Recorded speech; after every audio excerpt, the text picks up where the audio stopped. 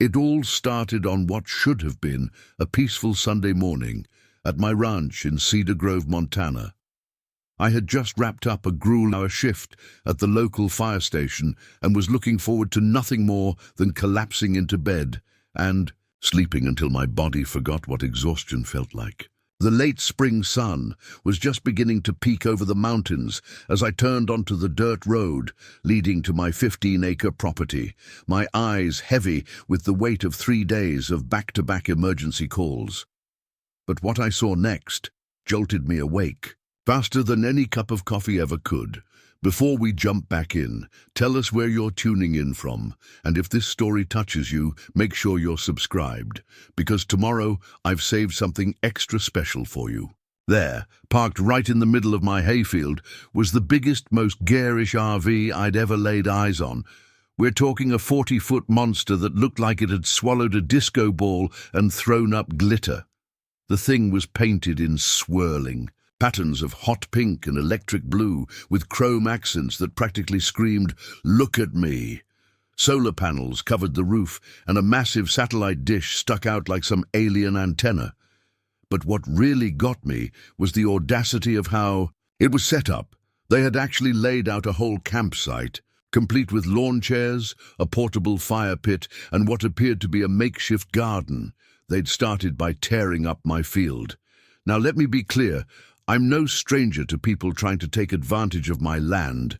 Living just off the scenic route to Yellowstone means I've dealt with my fair share of tourists who think any open space is fair game for camping. But this was something else entirely. This wasn't just someone pulling over for a quick nap or even trying to camp for a night. This looked like someone was planning to homestead on my property. I sat in my truck for a good 5 minutes, trying to process what I was seeing. The rational part of my brain, what little was still functioning after my marathon shift, told me to handle this calmly and professionally. After all, I'd spent the last 3 days talking down people. In crisis, surely I could handle one misguided camper. But the exhausted part of my brain was already calculating how satisfying it would be to hook that glitter-bombed monstrosity up to my own truck and drag it straight to the impound lot. As I debated my next move, I noticed movement inside the RV. A figure appeared at the window, and I kid you not, they had the nerve to wave at me. Just a casual, friendly wave, like they were greeting a neighbor over their white picket fence. That's when I knew this wasn't going to be a simple misunderstanding. This was going to be a story for the ages. I pulled out my phone and did what any reasonable person would do. I started documenting a quick video pan of the scene, some photos of the damage to my field, and most importantly, the RV's license plate. Something told me I was going to need all of this later. Much later, as it turned out, because this was just the beginning of what would become the most bizarre property dispute in Cedar Grove's history. Little did I know that this pink and blue eyesore would lead to a series of events involving 2 towing companies, the county sheriff's department, a viral TikTok video, and eventually a local news segment titled "Glamping Gone Wrong." But hey, I'm getting ahead of myself. First, I had to figure out how to handle the rhinestone cowgirl who thought my hayfield was her personal RV park. Looking back now, I almost wish I'd just called the towing company right then and there. It would have saved me weeks of headaches, several heated confrontations, and one very memorable incident involving a herd of very confused sheep. But that's not how it played out. Instead, I decided to be reasonable, to be neighborly, to be the bigger person. And let me tell you, that decision kicked off a chain of events that would make even the most patient saint question their life choices. But that's what you get for trying to be nice to someone who turns your hayfield into their personal Burning Man festival, I suppose. At least the local towing company got a good laugh out of it, and quite a bit of business too, as you'll soon find out. Deciding to take the diplomatic approach, I grabbed my notebook from the truck and walked toward the RV, my boots crunching. On the morning frost-covered grass, The damage to my hayfield was even worse up close. Their makeshift campsite had carved deep ruts into the soil that would take months to repair. But I kept my cool, reminding myself that I'd handled worse situations during fire rescues. I wrote out what I thought was a perfectly reasonable note. Hello there. I notice you've set up camp on private property. This is an active hayfield that provides income for my family. Please pack up and move your RV by sunset today. There's a lovely KOA campground just 3 miles down the road. Thanks for understanding. I even added a smiley face, which in retrospect was probably too nice. Just as I was about to tape the note to their door, it swung open with a flourish.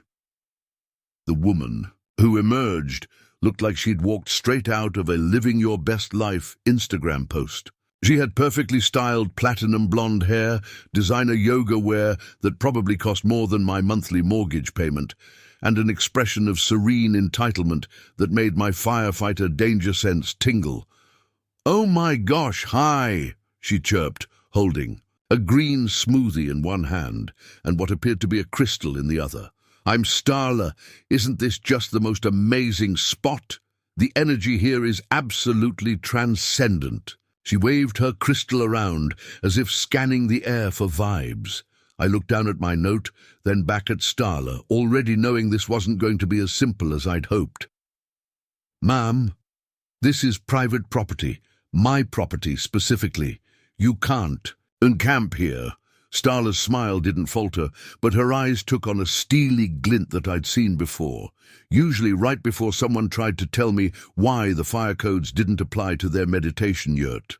"Oh, don't worry about that," she said, taking a sip of her smoothie. "I checked online, and Montana has these amazing free camping laws. It's called boondocking, sweetie. Look it up." I pinched the bridge of my nose, fighting back both exhaustion and frustration. "That's for public land, Mom. This is private property.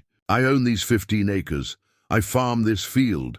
See those irrigation lines you've parked over? Those cost thousands to install." "But the universe provides for everyone," Starla protested, gesturing expansively with her crystal. "Besides, my followers are loving the content I'm creating here. Do you know how many views my sunrise yoga session got this morning? This location is perfect for my brand." That's when I noticed the professional camera set up just outside the RV pointed straight at my field. She was using my property as a backdrop for her social media content, without permission, while destroying my hay crop. "I don't care about your brand," I said, my patience wearing thinner by the second. "You need to pack up and leave by sunset. There are plenty of legal camping spots nearby." Starla's serene mask slipped just a fraction. "Listen, I've already announced to my followers that this is going to be my home base for the next month. I'm doing a whole series on sustainable living and connecting with nature. I can't just leave. Do you know how many people are counting on my content?" I pulled out my phone and pulled up the local sheriff's number, making sure she could see what I was doing. "Okay, let me be clearer. You can leave voluntarily today, or you can explain to law enforcement why you're trespassing tomorrow. Your choice." "You're totally disrupting my zen right now," Starla huffed, retreating into her RV. "My life coach warned me about negative energy vampires like you. I'll sage the whole area once you leave." I stood there for a moment, wondering if I'd somehow slipped into an alternate dimension where common sense and property rights had been replaced by crystals and content creation. Finally, I stuck my note to her door anyway, added my phone number and headed back to my house. I needed sleep before I could deal with this any further. As I walked away, I heard Starla's voice drift across the field. "Hey followers, quick update. I'll be dealing with some super low-vibe obstacles to our spiritual journey, but remember, resistance is just the universe testing our commitment to growth. Don't forget to like and subscribe." I had a feeling this was going to get much worse before it got better, and boy, was I right about that.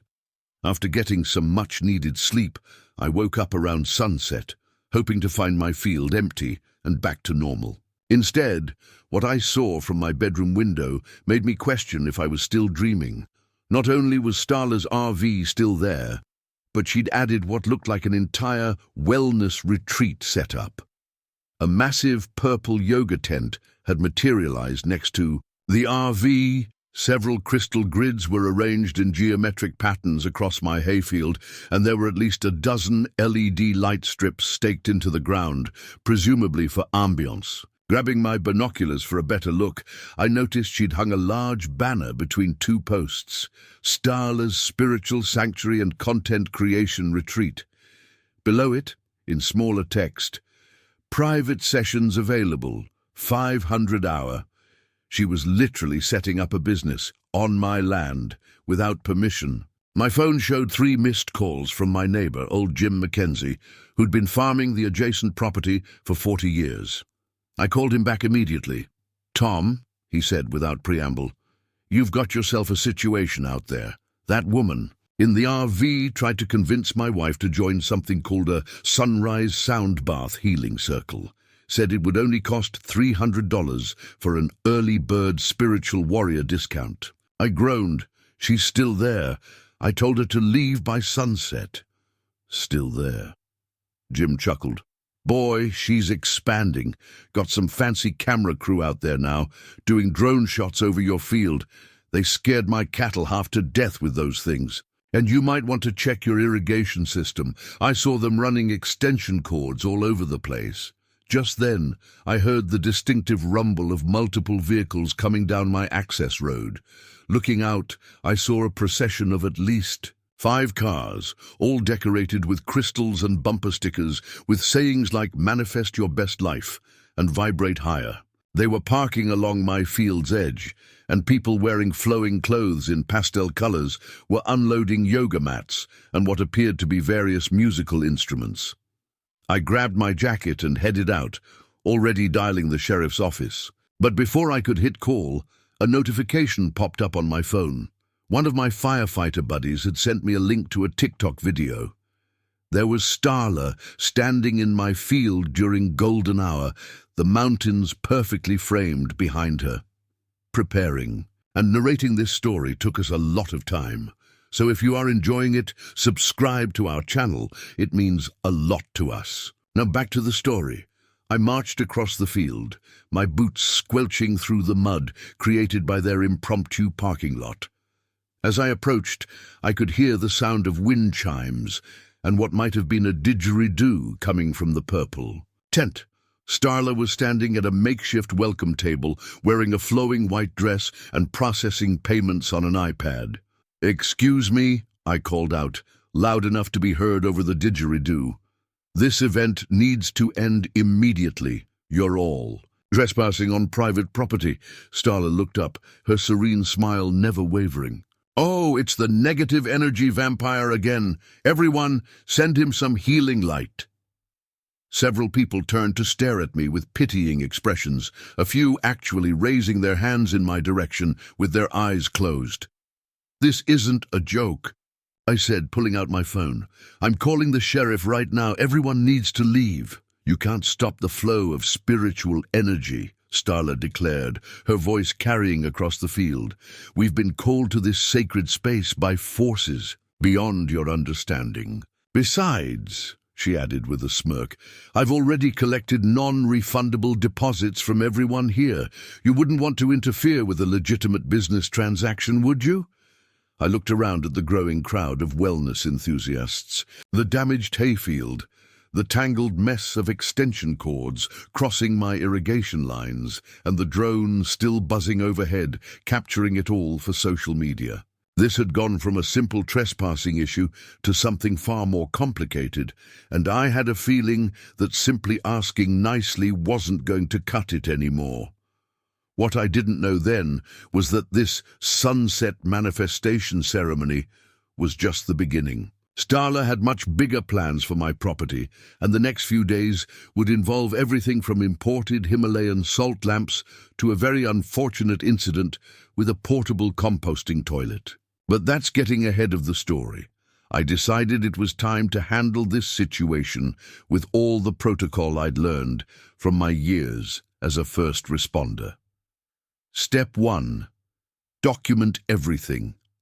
I pulled out my phone and started recording, doing a slow pan of the entire scene, the RV, the illegal business setup, the damage to my field, and the growing crowd of spiritual warriors who were now all staring at me like I was interrupting their connection to the cosmos. Starla practically glided over to me, crystal necklaces jingling with each step. Behind her, someone had started playing what sounded like a pan flute mixed with electronic beats. "You're disrupting our energy field," she said, her voice low but intense. "Do you have any idea how long it took us to align these crystal grids with the ley lines?" "Ma'am," I said, keeping my voice steady and professional, "I need to speak with you privately about the multiple violations occurring on my property." I gestured toward her RV, away from her paying customers. She followed me, but not before announcing, to her group, "Stay centered, beautiful souls. Continue your light work. This is just another test of our spiritual resolve." Once we were out of earshot, I switched off my camera and turned to face her. "Let me be very clear. You are running an illegal business on private property. You've damaged my crops, created unauthorized electrical connections, and are now collecting money for events without permits, insurance, or the property owner's permission. The sheriff is on his way." Starla's spiritual facade cracked slightly. "Listen here, Mr. Negative," she hissed, dropping the ethereal tone. "I have over 500,000 followers across my social platforms. Do you know what kind of influence that is? One post about how you're crushing a small, female-owned spiritual wellness business could ruin you." "Are you threatening me?" I asked, raising an eyebrow. "I'm explaining reality," she said, adjusting her crystal crown. "My community is very protective. Besides, I've already sold tickets for the next 2 weeks of events, including the full moon cacao ceremony and sound bath extravaganza. It's going to bring in people from 3 different states." I pinched the bridge of my nose. "The only reality here is that you're trespassing and operating an illegal business. This isn't public land, it's not an event venue, and it's definitely not your spiritual sanctuary. It's my hayfield. Universe provides, and the universe guided me here," she said, her serene mask sliding back into place. "Maybe you should examine why you're so attached to artificial concepts like property ownership. We're all just temporary guardians of Mother Earth." Just then, Sheriff Mike Peterson's patrol car pulled up alongside my access road. I'd known Mike since high school, and the look on his face as he surveyed the scene was priceless. He stepped out of his car, adjusted his hat, and made his way toward us. "Evening, Tom," he said, then turned to Starla. "Mom, want to explain what's going on here?" Starla immediately brightened. "Officer, I'm so glad you're here. We're holding a transformative spiritual retreat, helping people connect with their higher selves. Would you like a complimentary aura reading? I'm sensing you have a very powerful indigo energy." Mike's expression didn't change. "Ma'am, I'm seeing multiple vehicles parked on private property, what appears to be an unauthorized commercial operation, and—" He paused, looking at a group of people waving sage bundles around my irrigation equipment. Whatever that is." "It's all completely legal," Starla insisted. "I checked online. Montana has right to roam laws, and we're simply expressing our spiritual freedom. Plus, I've already paid for Facebook ads promoting next week's events. You can't expect me to cancel those. Right to roam doesn't cover setting up businesses on private property," Mike explained, pulling out his notebook. "I'm going to need to see any permits you have for this operation." "Permits?" Starla scoffed. "The only permit I need is from the universe, and my business license is registered in California, where people understand the value of spiritual entrepreneurship." Mike turned to me. "Tom, do you want to press charges?" Before I could answer, Starla's business partner, a tall man wearing what looked like a combination of a poncho and a spacesuit, came running up. "Starla! The live stream numbers are amazing." We've got over 3,000 people watching the sunset manifestation ceremony. That's when I noticed the professional camera crew had their equipment pointed not just at the ceremony, but at our confrontation with the sheriff. They were streaming the whole thing. I looked at Mike, then at Starla, then at the growing audience, both in my field and online. This had just gotten a lot more complicated than a simple case of trespassing. Little did I know the footage from this encounter would soon go viral, but not in the way Starla had planned. Sheriff Mike made quick work of checking IDs and documenting the situation, much to Starla's growing irritation. Her livestream audience was eating up the drama, with viewer numbers climbing by the minute. Comments were flooding in faster than her poncho-wearing partner could read them. "Fight the power, Starla. Negative vibrations from that farmer. Send healing light. Here's what's going to happen," Mike announced, closing his notebook. "Everyone who's not the property owner needs to pack up and leave within the next hour. Those who've paid for events need to take up refunds with the organizer. This is private property, not a commercial venue." Starla's business partner whispered something in her ear, and her expression shifted from annoyed to calculated. She turned to face the main camera, tears suddenly welling up in her eyes.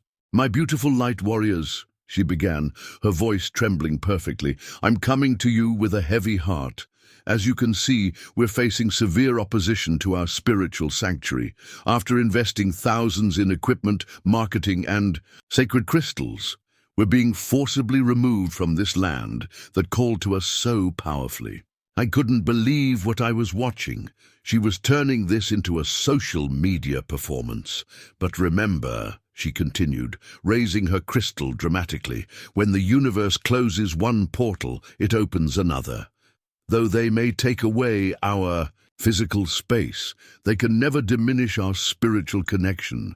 Use code PERSECUTION for 30% off all my digital courses and healing sessions." Mike cleared his throat. "Mom, this isn't a marketing opportunity. This is a legal matter. You need to begin packing up now." "Oh, I'll pack up," Starla said, dropping her spiritual guru act entirely. "But first, let me explain exactly what's happening here. Do you know how much money I've invested in this location? I've got 3 weeks of sold-out events. I've got influencers flying in from Los Angeles. I've got a documentary crew scheduled to arrive on Thursday." She turned to me, eyes blazing. "You want to know what I think? I think you're threatened by successful women in business. I think you're stuck in an outdated mindset about property and ownership. I think you're trying to suppress alternative spiritual practices." "Ma'am," I said, struggling to maintain my composure, "I think I'm a farmer who wants to grow hay without finding healing crystals in his combine harvester." "See? Mockery." She spun back to the camera. "Do you see what we're dealing with here? Beautiful souls. This is exactly why we need more spiritual sanctuaries in the world. This man would rather grow hay, than allow a sacred space for healing and transformation." Her business partner chimed in. "The engagement numbers on this are insane, Starla. We're trending in 3 spiritual wellness hashtags." Sheriff Mike had seen enough. "All right, that's it. Either you start packing up now, or we move to the next level of enforcement. Your choice." Starla raised her chin defiantly. "I've invested too much in this location. My followers believe in what we're creating here. I will not be intimidated by outdated patriarchal systems of oppression." "It's a hayfield," I repeated, wondering if I'd somehow slipped into an alternate dimension. "It's a vision," she shot back. "A vision that's already got 500,000 views and counting. Do you know what that kind of exposure is worth? I'm providing value to this community. I'm putting this backward little town on the spiritual map." That's when my neighbor Jim's voice called out from behind us. "Tom, you might want to see this." We all turned to look where he was pointing. In their enthusiasm for creating sacred space, Starla's followers had rearranged several of my irrigation pipes to form some kind of meditation circle. Water was now spraying everywhere, creating a growing pond in the middle of my field. The sunset light created a rainbow in the spray, which only excited the spiritual warriors more. They were now dancing in the increasing mud, calling it a spontaneous water blessing ceremony. Starla brightened. "See, the universe provides. This is exactly the kind of magical moment our community lives for." "That's $20,000 worth of irrigation equipment," I protested.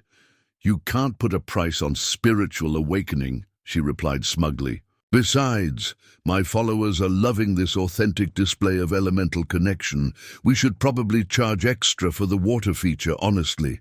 Looking at my destroyed field, the growing mud pit, the cameras capturing everything, and Starla's triumphant expression, I realized this had moved beyond a simple property dispute. This was now a battle between reality and whatever alternative universe Starla was operating in. And from the look in her eyes, she had no intention of backing down. What she didn't know was that I had no intention of backing down either. And I had something she didn't: the law, common sense, and a really good relationship with the local towing company. With the irrigation system spraying water everywhere and my field turning into an impromptu mud festival, Sheriff Mike had finally seen enough. He grabbed his radio and called for backup. Within minutes, 2 more patrol cars arrived, lights flashing. The sight of additional law enforcement finally seemed to penetrate the high-vibes-only bubble surrounding Starla's followers. "This is, like, totally excessive," Starla protested, though her confident demeanor had started to crack. "We're peaceful, spiritual practitioners, not criminals. You're also trespassing, damaging private property, and operating an illegal business," Mike replied calmly. "Now you can either pack up voluntarily or we can start writing citations. Your choice." The mention of actual legal consequences seemed to trigger something in Starla's business partner.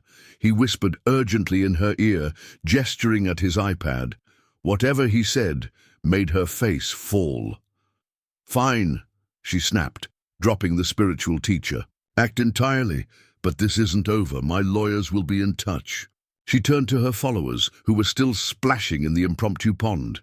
"Beautiful souls, our time in this space has been temporarily interrupted by lower-frequency interventions.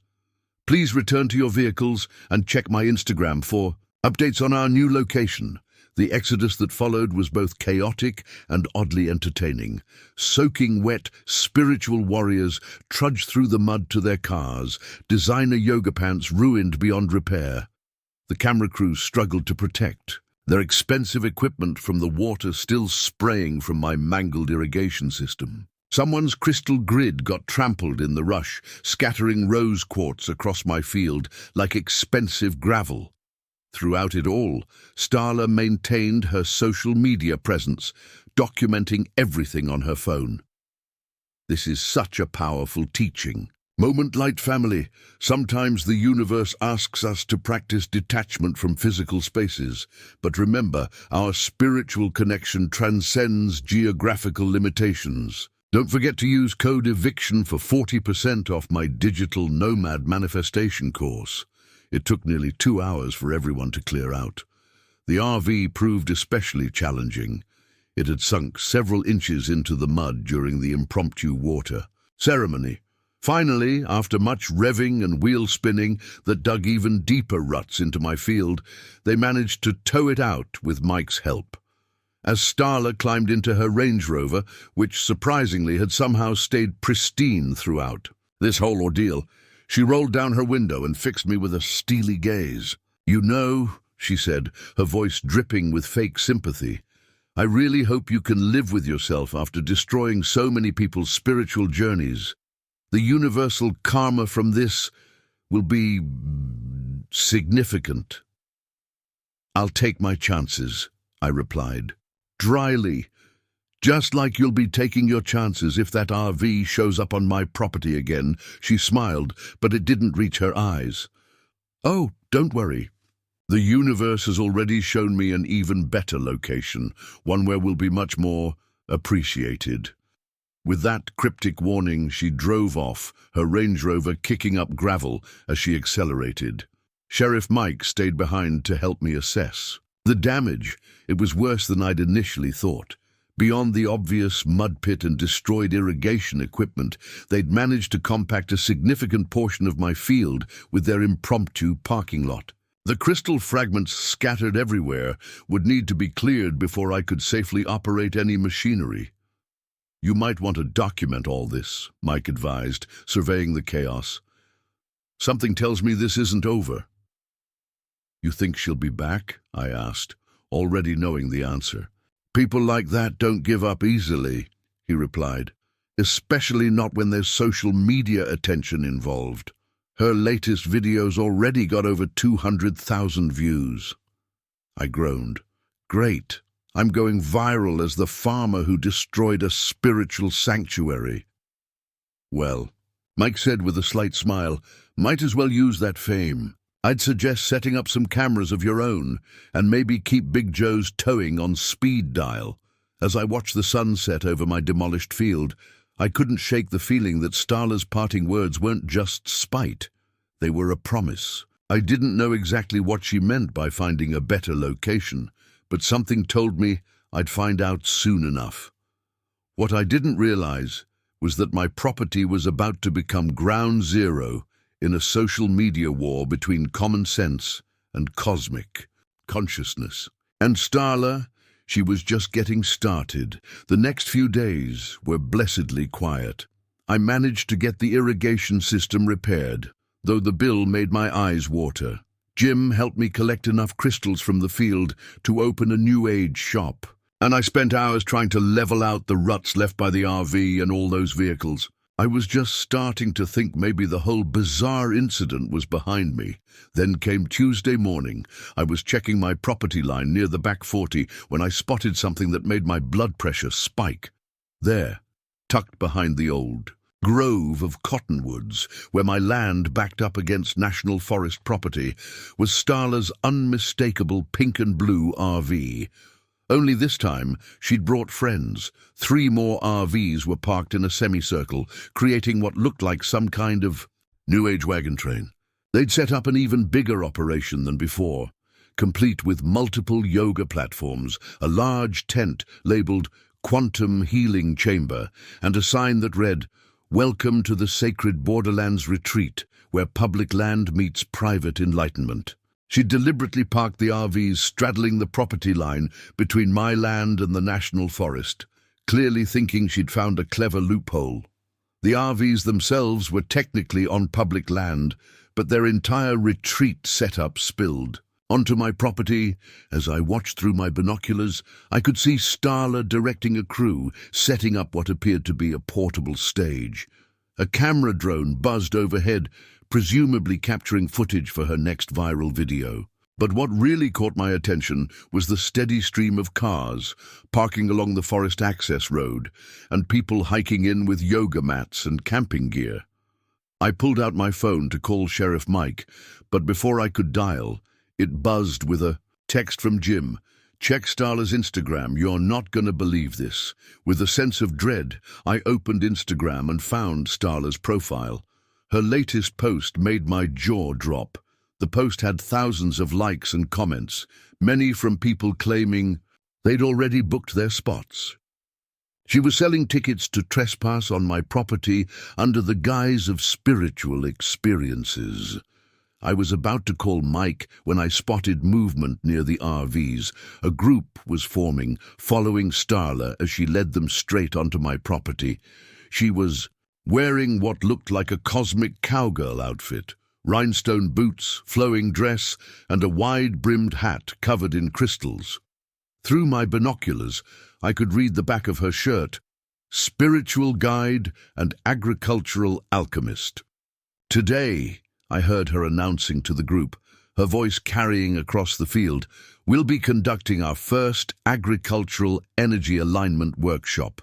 Learn how to communicate with crops, redirect farming machinery energy, and connect with the spirit of the soil." They were heading straight for my newly repaired irrigation system. I jumped in my truck and drove down to intercept them, already dialing Mike. But as I approached, I saw something that made me slam on the brakes. Mixed in with Starla's usual crowd of spiritual seekers were several faces I recognized, including 2 members of the county council and the wife of the local newspaper editor. Starla had done her homework. She'd invited some of the most influential people in the county to her retreat, presumably to make it harder for me to shut her down without causing a stir. As I watched, she was showing the council members some sort of official-looking documents. As you can see, she was saying loudly enough for me to hear, we're fully permitted to operate on the public land portion, and our spiritual walks onto the adjacent property fall under traditional right-to-roam practices. We're simply honoring the ancient traditions of land sharing and community connection. I sat in my truck, watching this unfold, realizing that Starla had just escalated our conflict to a whole new level. She hadn't just returned. She'd come back with a strategy, influential connections, and what looked like legal paperwork, even if it was probably nonsense. This wasn't just about my hayfield anymore. This was about to become a community issue, with social media attention, local politics, and who knows what else mixed in. And somewhere in the back of my mind, I could hear Big Joe from the towing company laughing about how much business he was about to get. After watching Starla parade her retreat participants across my land, I decided enough was enough. I pulled out my phone and called Mike, but got his voicemail. Great timing for him to be off duty. His replacement, Deputy Sarah Collins, picked up the station line instead. I'm aware of the situation, she said before I could even explain.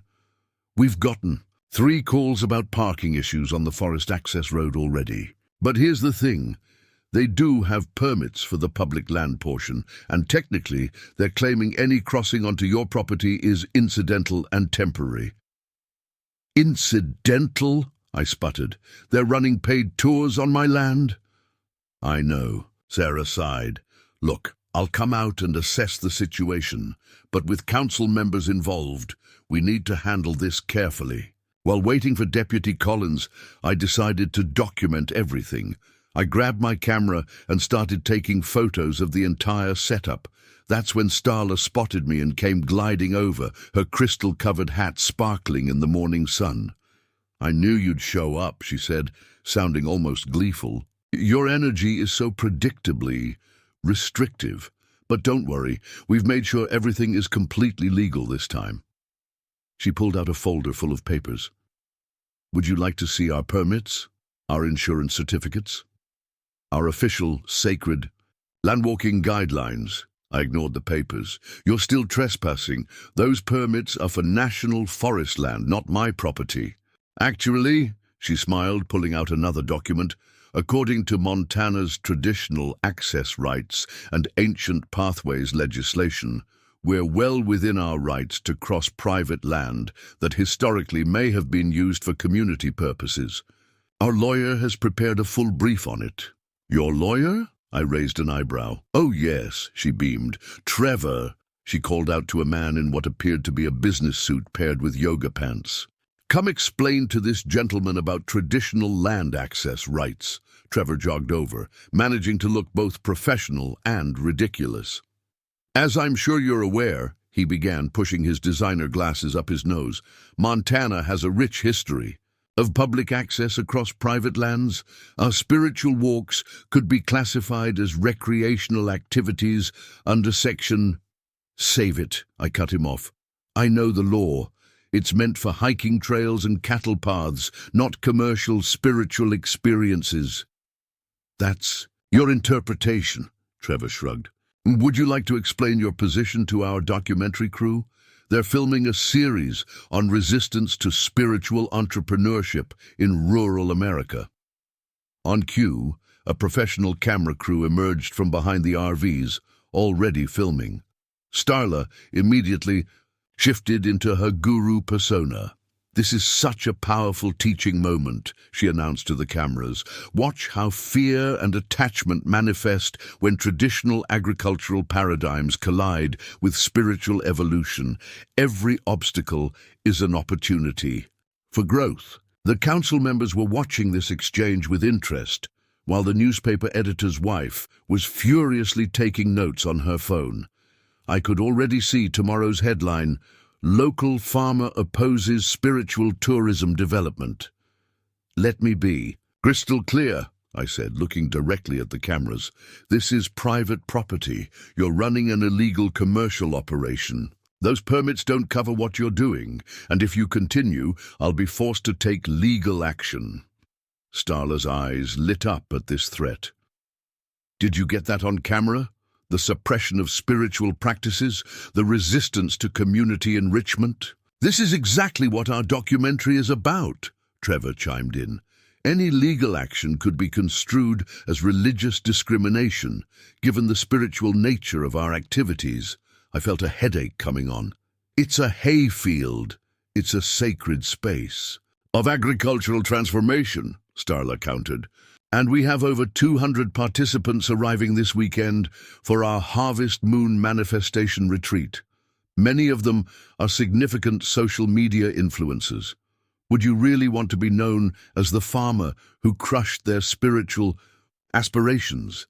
Just then, Deputy Collins pulled up in her patrol car. Starla immediately floated over to her, documentary crew in tow. Perfect timing. "We'd love to show law enforcement our permits and operational guidelines." I watched as Starla worked her manipulation magic on the deputy, spinning tales of community benefits and spiritual tourism dollars. This wasn't just a simple trespasser anymore. She'd wrapped my property dispute in layers of social media influence, local politics, and quasi-legal justifications. But what Starla didn't know was that I'd grown up in this county. I knew how things really worked here, and more importantly, I knew exactly who to call. It was time to fight influence with influence, and I had just the right connections in mind. I pulled out my phone and dialed a number I rarely used. "Hey, Linda, you remember that favor you owe me from the fire station fundraiser? I need your help with something. How quickly can you convene an emergency session of the county zoning board?" The next 3 days were surprisingly quiet, almost too quiet. After Linda, the head of the county zoning board, assured me she'd look into the situation, Starla's activities seemed to temporarily decrease. The RVs remained parked on the forest land, but the number of spiritual warriors traipsing across my property dropped significantly. I used this relative calm to do some research of my own. A quick scroll through Starla's social media revealed she was spinning this pause in activities as a spiritual retreat planning period and a divine reorganization of energies. Her followers were eating it up, with comments ranging from "can't wait for the grand reopening" to "they can't stop the flow of universal consciousness." What really caught my attention, though, was a live stream she'd done late one night. Unlike her usual polished productions, this one seemed more raw, filmed inside her RV with just her and Trevor, her yoga pants-wearing lawyer. "We need to discuss strategy," Trevor was saying, not realizing they were already broadcasting. "The zoning board meeting could be problematic." "Please," Starla scoffed, her spiritual guru mask completely dropped. "I've dealt with local bureaucrats before. They're all the same. Wave some tourism dollars in their faces, throw around words like economic development and cultural enrichment, and they'll roll over." "This is different," Trevor insisted.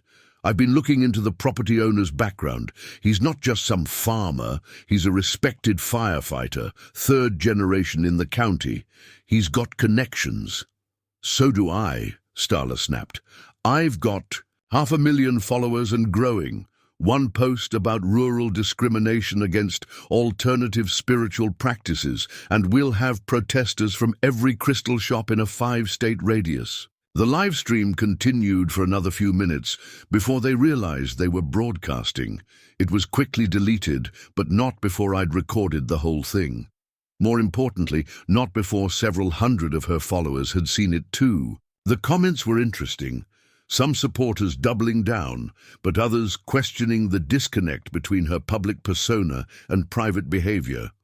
I shared the recording with Linda, who found it particularly illuminating.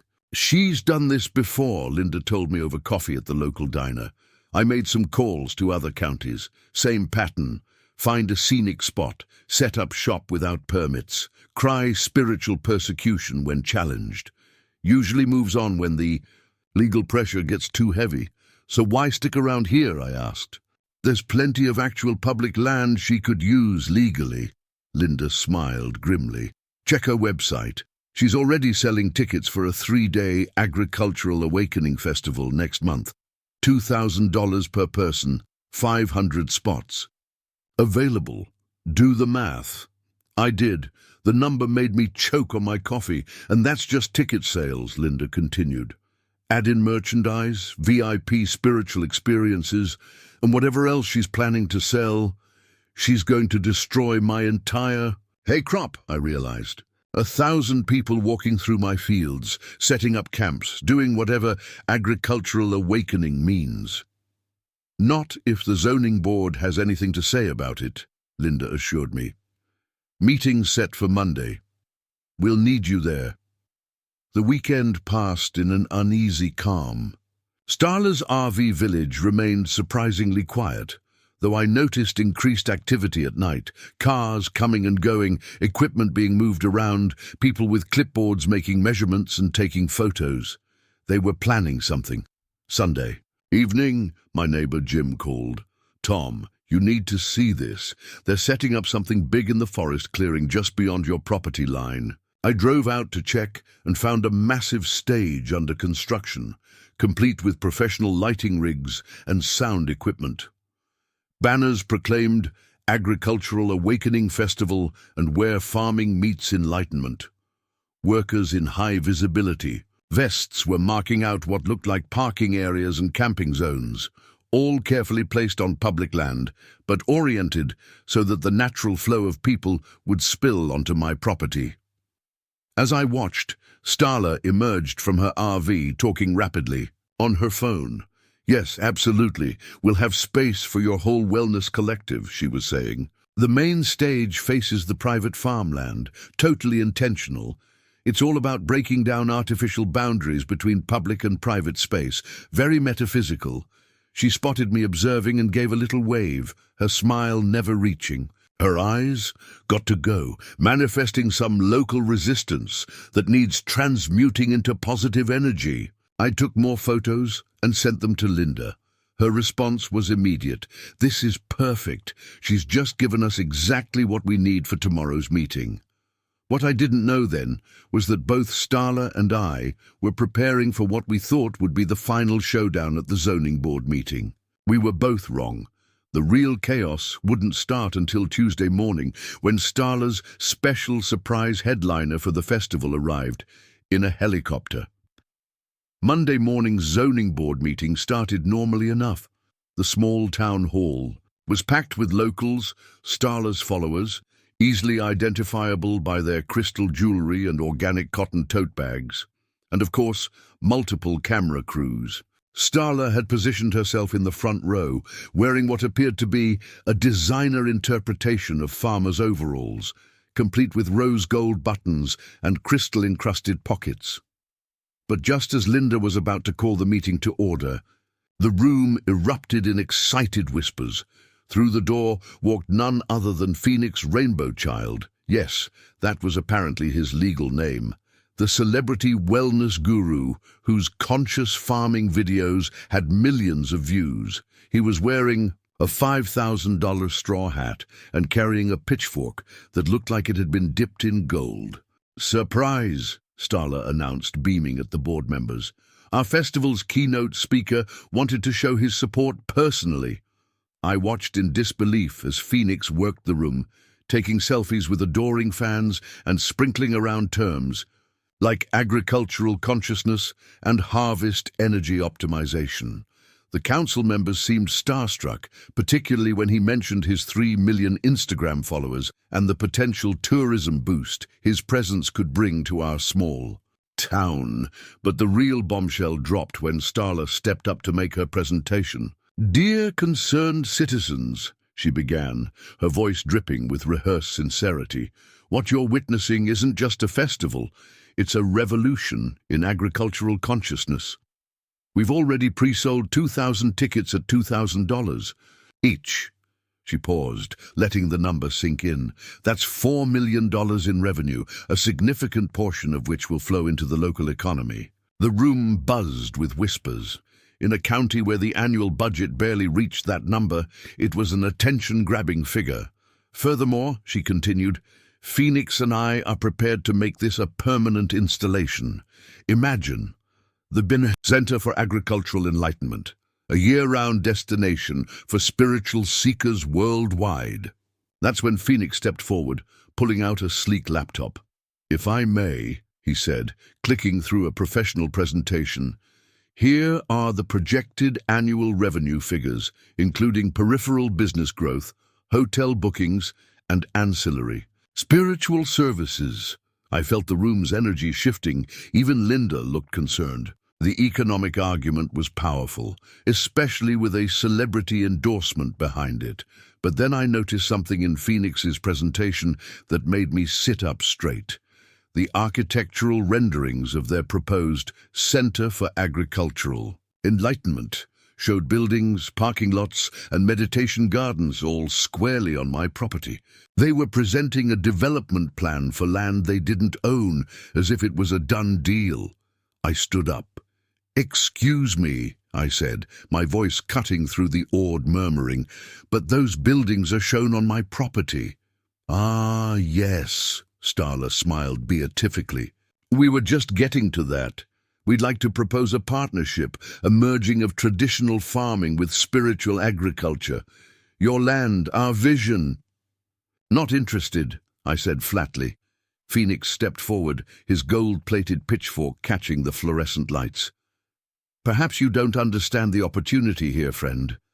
We're talking about transforming your simple hay operation into a globally recognized spiritual destination. Imagine the possibilities." "I am imagining them," I replied. "I'm imagining my hay field turned into a parking lot for RVs filled with people who think they can talk to tractors." The room erupted in gasps and mutters. Starla's followers looked scandalized, but I noticed a few local farmers trying to hide their smirks. "This is exactly the kind of close-minded thinking we're trying to transcend," Starla declared, playing to her live-stream audience. "This resistance to spiritual evolution, this attachment to outdated agricultural paradigms." "Speaking of outdated," I interrupted, pulling out my phone, "would anyone like to see some interesting drone footage, specifically of construction equipment being moved onto my property at 3 a.m. this morning?" The room went silent. Starla's serene mask slipped for just a moment. "Or perhaps," I continued, "we should discuss the permanent structures being built on Forest Service land without proper permits. I'm sure the federal authorities would be very interested in those." Phoenix's golden pitchfork suddenly looked more like the prop it was. He whispered something to Starla, who for the first time looked uncertain. "We have all necessary permits," she began. "For a temporary event on public land, yes," Linda interjected, shuffling through her papers. "Not for permanent structures, commercial development, or any use of private property, and certainly not for what your construction crews were marking out last night." The mood in the room shifted again, this time away from dollar signs, and toward the realization that something wasn't quite right with this spiritual agricultural revolution. But before Linda could continue, a commotion erupted outside. The sound of helicopter blades filled the air, and through the windows we could see a sleek black chopper descending onto the town hall's lawn. "Ah," Starla's confident smile returned. "Right on schedule. Everyone, please welcome the final member of our consciousness-raising team." The door burst open, and I couldn't believe who walked in. This wasn't just about a rogue wellness influencer anymore. This had just gone national. Through the town hall doors strode Celeste Moonfire, the reality TV star turned wellness empire mogul, known for buying up small towns and turning them into conscious living communities. She was wearing what looked like a white leather cowboy, suit studded with crystals, and her entrance was perfectly timed to coincide with the setting sun streaming through the windows behind her. "Sorry I'm late, beautiful souls," she announced, her voice carrying that distinctive mix of California spiritual and corporate CEO. Mercury retrograde played havoc with my pilot's navigation. The room erupted in chaos. Starla's followers were literally crying with joy, phones raised to capture every moment. Phoenix, Rainbow Child, rushed to embrace her, their combined crystal accessories creating a disco ball effect in the municipal lighting. But I wasn't watching them. I was watching Linda, who had gone pale, looking at something on her phone. She gestured, for me to come to the front. "Tom," she whispered, showing me her screen, "Celeste's company just filed paperwork with the county. They're trying to fast-track a zoning change for the entire area, including your property. They're calling it an emergency cultural preservation order for a historically significant spiritual agricultural site." That was it. I'd had enough.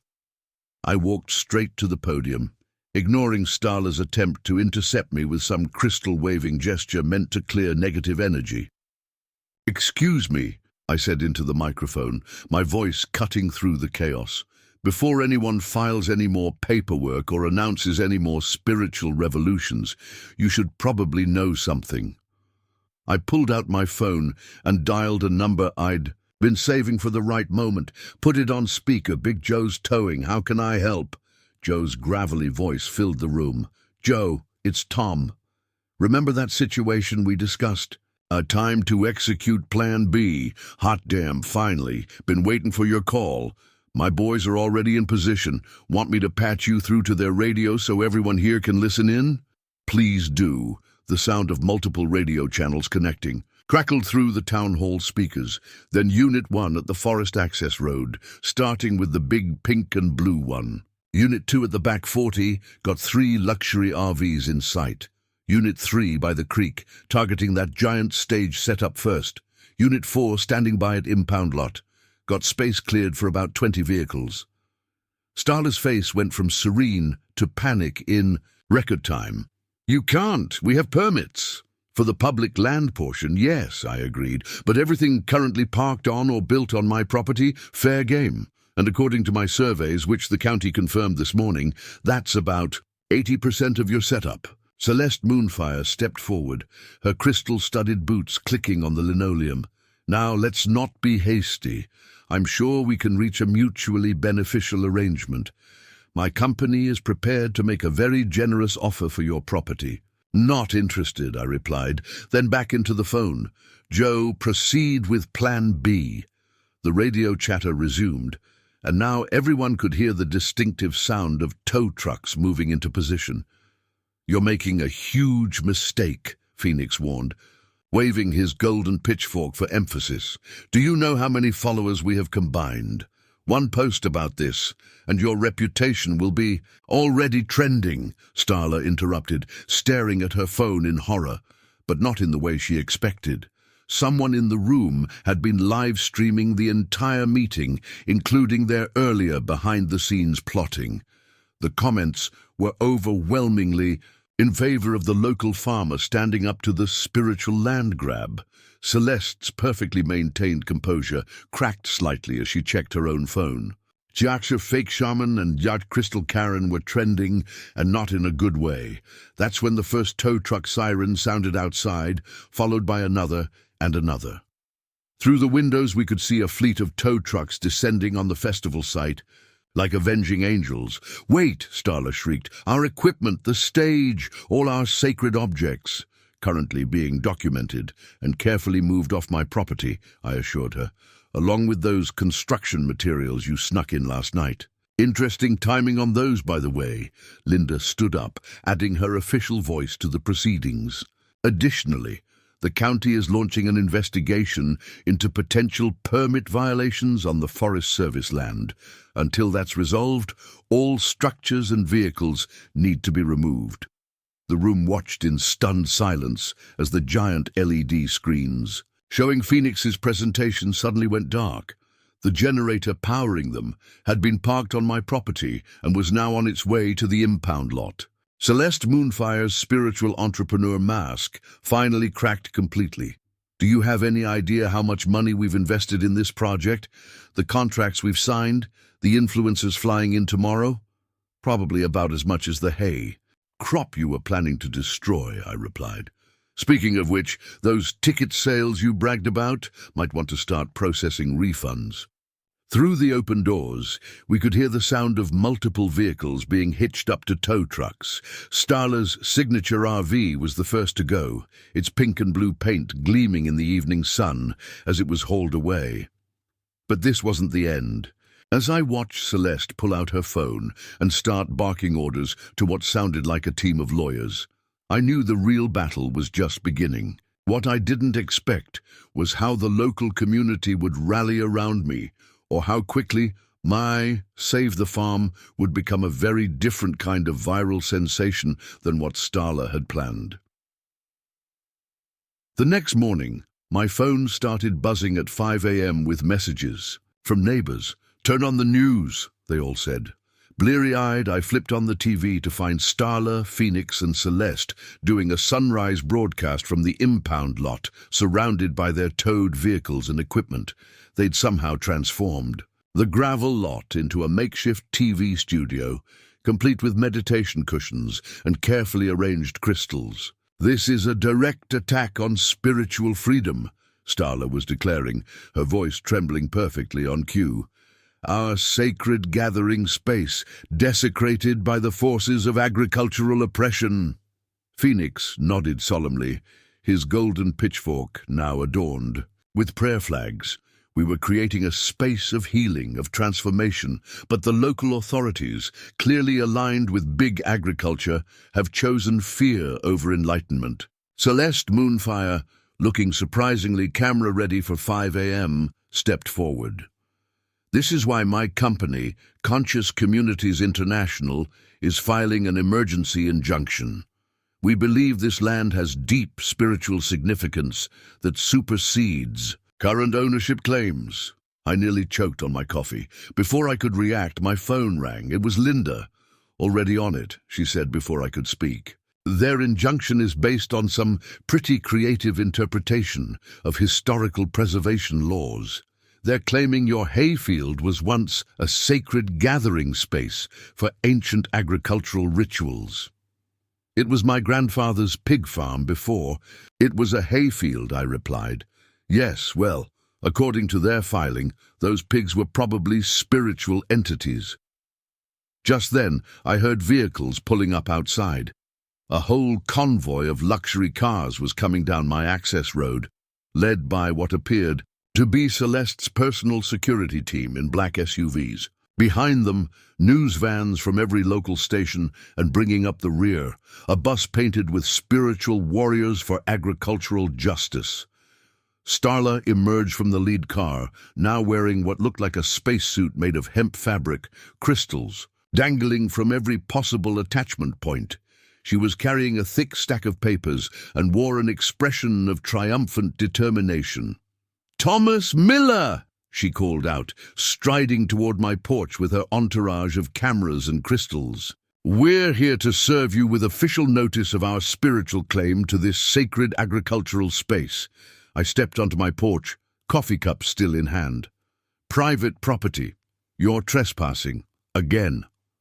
"Actually," Phoenix chimed in, waving some official-looking document, "we've filed for an emergency court order allowing us access to document the spiritual significance of this land. Our team of alternative archaeologists needs to conduct energy readings and ley line measurements."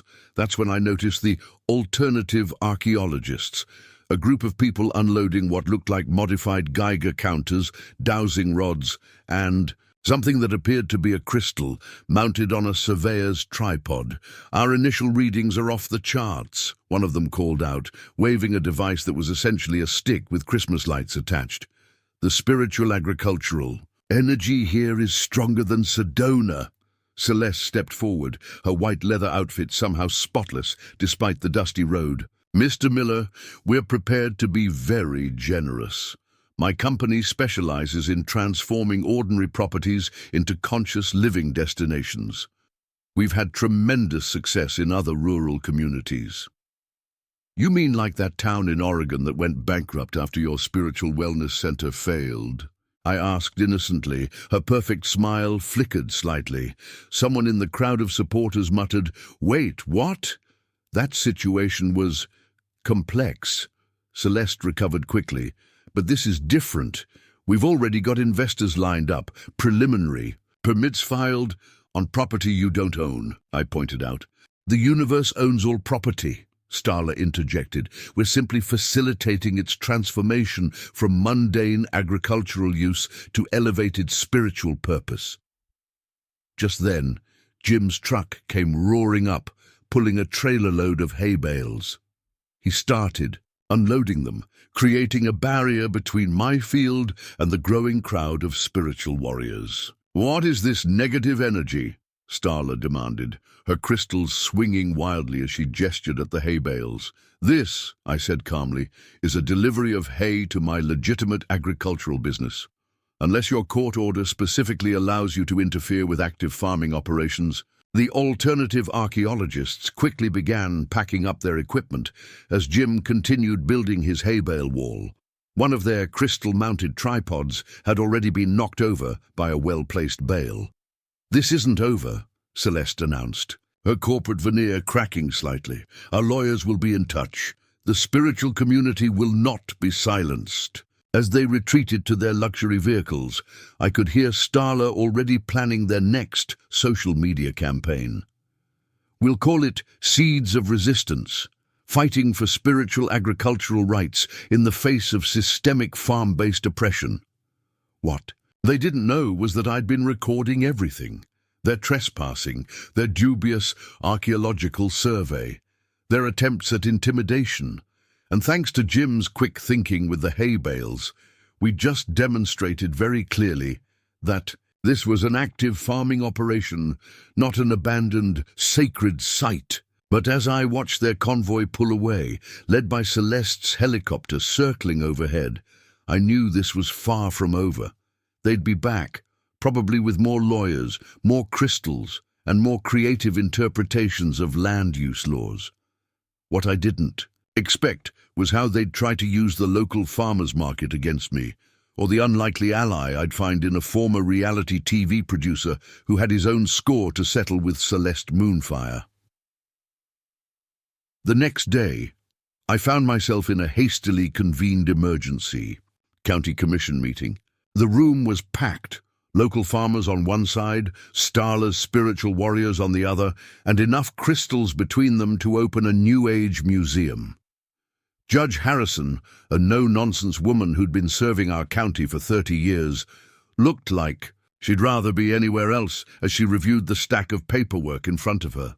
"Let me get this straight," she said, peering over her reading glasses. "Ms. Moonfire's company is claiming this property has historical, spiritual significance based on—" She squinted at the document. "A psychic archaeological survey and vibrational resonance readings?" "Your Honor," Celeste's lawyer stood up, wearing what appeared to be a suit made entirely of sustainable bamboo fabric. "We have extensive documentation from our alternative research team." "You mean the people with the Christmas lights on sticks?" Judge Harrison interrupted. A muffled laugh rippled through the farmer's side of the room. I spotted Jim trying to hide his grin behind his cap. "Our equipment is specially calibrated," one of the alternative archaeologists began, but the judge held up her hand. "I've reviewed your emergency injunction request," she said firmly. "I've also reviewed the actual property records, which show this land has been in Mr. Miller's family for 3 generations, was previously used for pig farming, and is currently a registered agricultural business. But, Your Honor, Starla jumped up, her crystal crown catching the fluorescent lights. What about the spiritual rights of our community? We've already sold thousands of tickets to our Agricultural Awakening Festival. Selling tickets to trespass on private property doesn't make it legal, Judge Harrison replied dryly. Neither does calling it a spiritual experience. That's when an unexpected ally spoke up from the back of the room. A man in a rumpled suit stood up. Marcus Chen, former producer of Conscious Living with Celeste, the reality show that had launched Celeste Moonfire's career.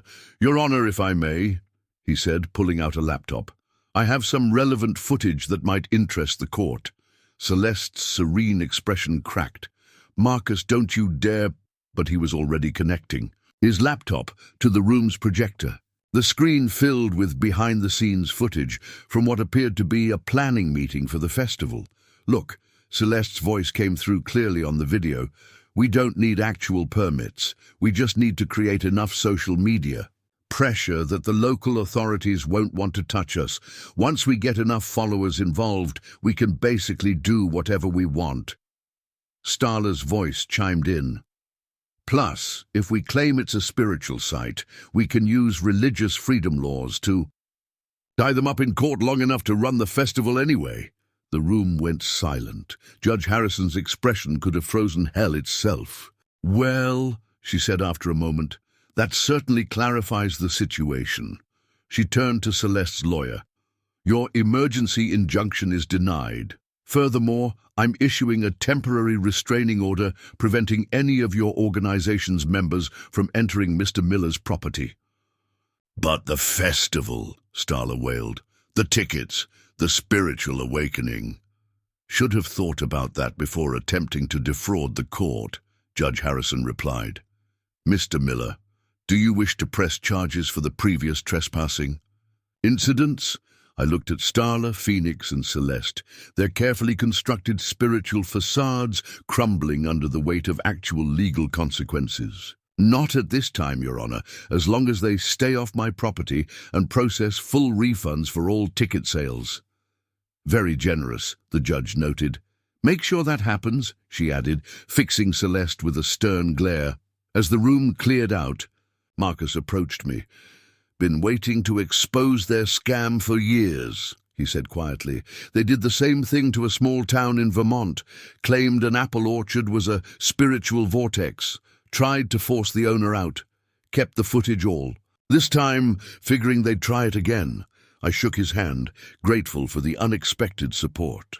But as we walked out, I caught sight of Starla, Phoenix, and Celeste huddled together in the parking lot, surrounded by their followers. They were live-streaming again, already spinning this defeat into some kind of spiritual persecution narrative. This isn't over, Marcus warned, following my gaze. They'll find another angle, they always do. He was right. By that evening, social media was flooded with Nakitru free spiritual agriculture posts. Their followers were planning a peaceful meditation protest outside my property. And somewhere in the mix, I heard Celeste was trying to buy up neighboring properties to surround the negative energy with conscious community. But for now, at least, my hayfield was safe. I had the law on my side, and thanks to Marcus's footage, their true intentions were exposed. What I didn't know was that their next move would involve something even more outrageous, a plan that would make their previous attempts look positively sane in comparison. The next week was surprisingly peaceful. Too peaceful. After the judge's ruling, Starla's spiritual warriors seemed to vanish overnight. Their social media accounts went quiet, save for a few vague posts about regrouping and realigning energies. Even the towed RVs and equipment disappeared from the impound lot, reportedly picked up in the middle of the night. I should have known better than to think it was over. I used the quiet time to repair the damage to my field.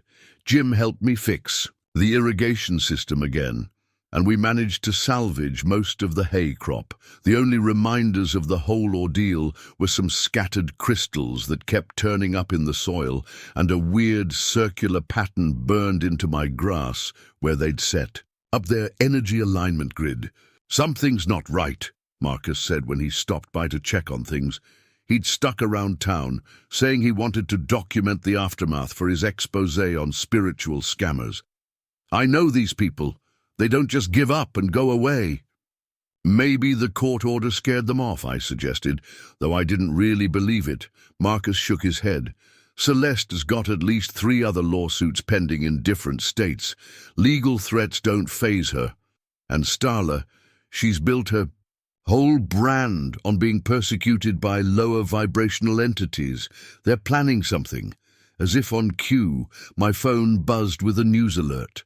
Celeste Moonfire had just purchased the old Anderson property, 300 acres of abandoned farmland about a mile down the road from me. The accompanying press release announced plans for a conscious agricultural community and spiritual wellness center. "See," Marcus pointed at my phone, "they're setting up shop right next door, close enough to leech off your property's supposed spiritual energy without technically trespassing." I had to admit it was a clever move. The Anderson place had been sitting empty for years, ever since the family moved to Arizona. It was just far enough from my property to be legal, but close enough to still claim some kind of spiritual connection to the land they'd originally targeted. Over the next few days, a steady stream of construction vehicles rolled down the county road toward the Anderson place. Huge white domes started rising from the fields, eco-friendly spiritual habitation pods, according to their website. A massive sign appeared at the entrance, "Future home of Moonfire Meadows, where agriculture meets ascension."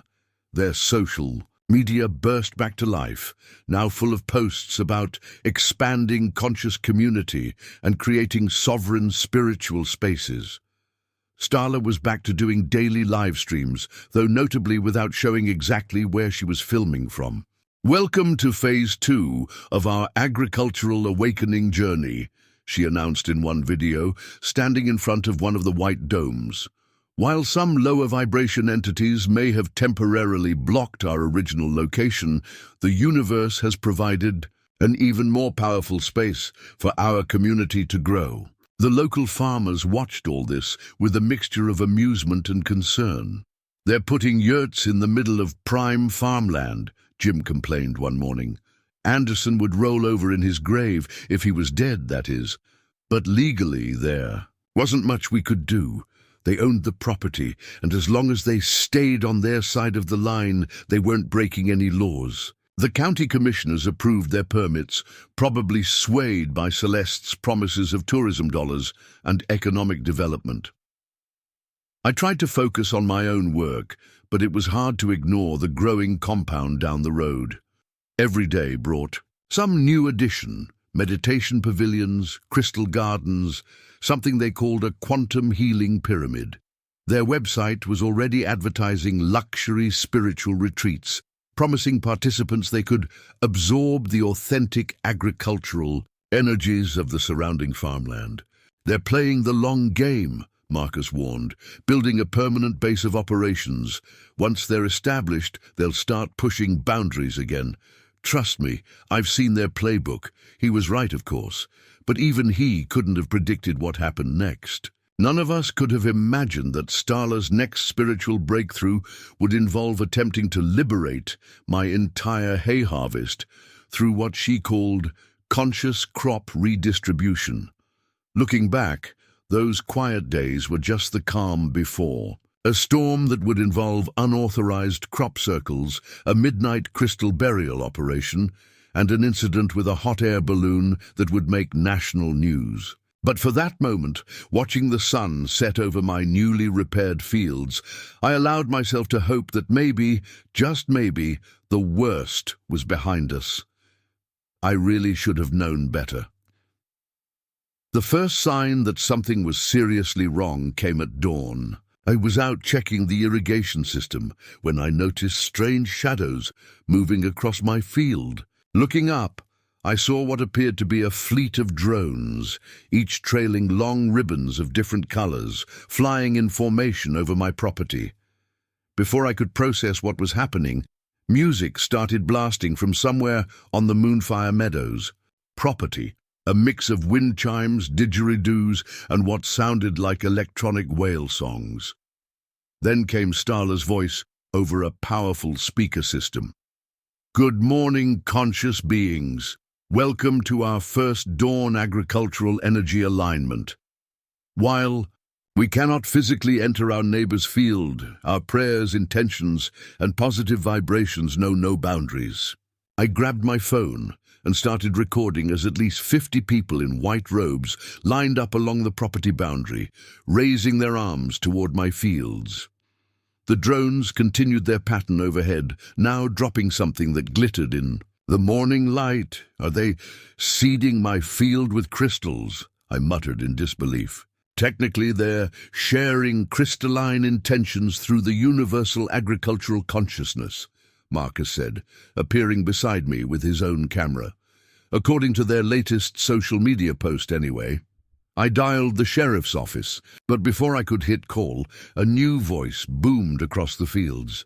Celeste Moonfire, wearing what looked like a spacesuit made of recycled hemp, was standing on a raised platform at Moonfire Meadows. "Today marks the beginning of our agricultural liberation campaign," she announced. "For too long, conscious beings have been restricted by artificial property boundaries, but energy cannot be contained.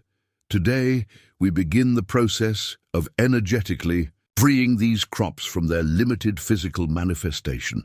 They're going to try to claim your hay has been spiritually harvested." Marcus translated, scrolling through his phone. "Look, they're already selling tickets to something called quantum crop share ceremonies." Sure enough, Starla was now leading her followers in what appeared to be a choreographed routine of harvest-themed yoga poses, all while chanting something about freeing the agricultural spirits.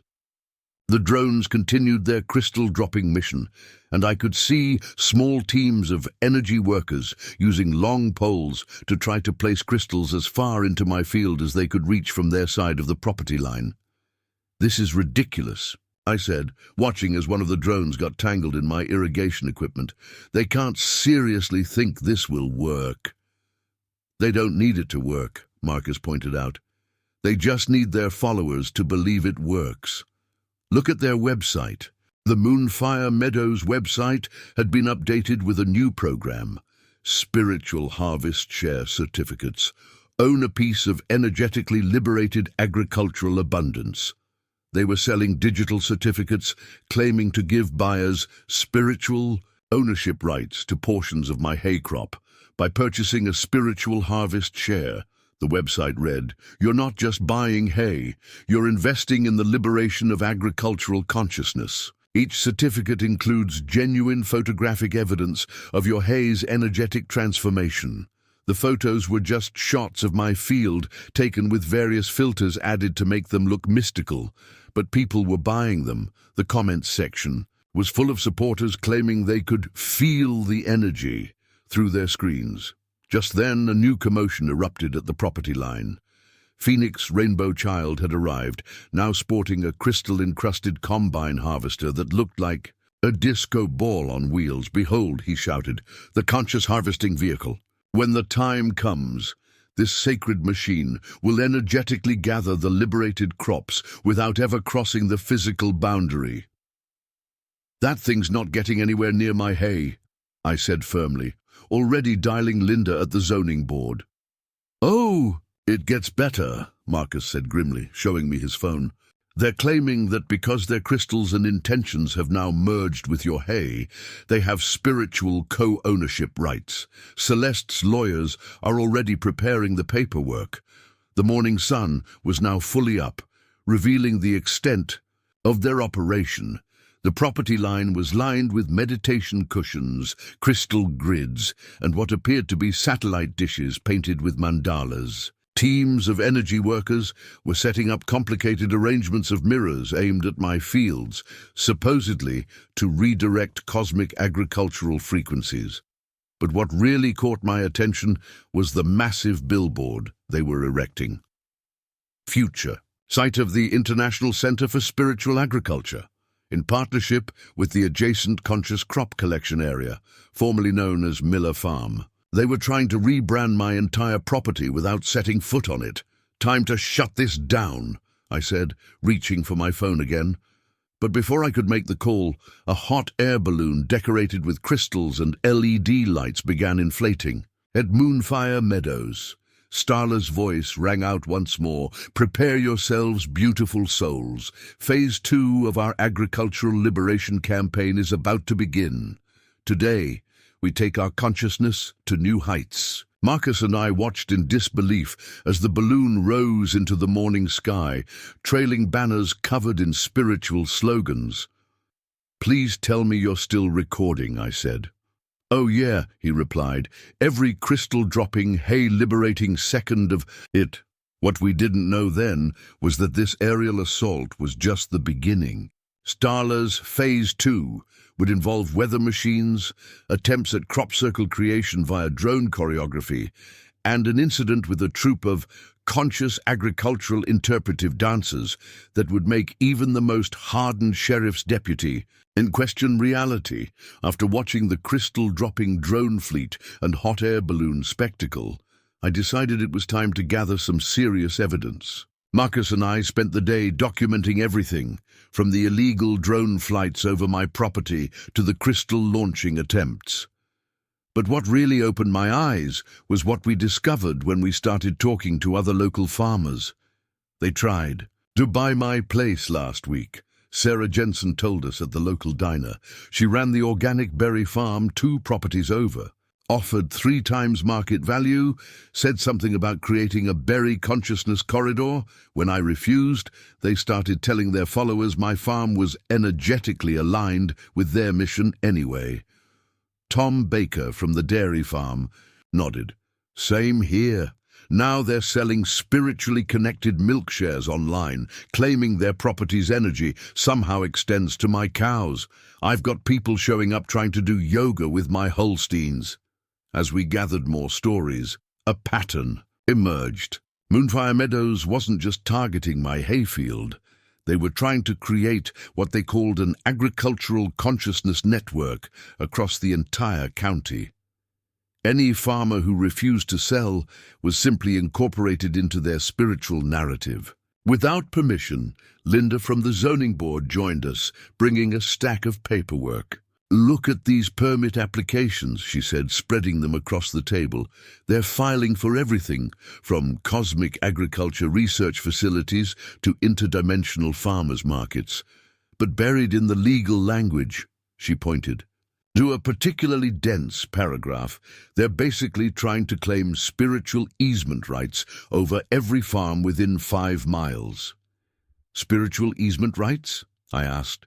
"It's not a real thing," she clarified, "but they're arguing that their followers' beliefs create some kind of metaphysical right of access to agricultural energies.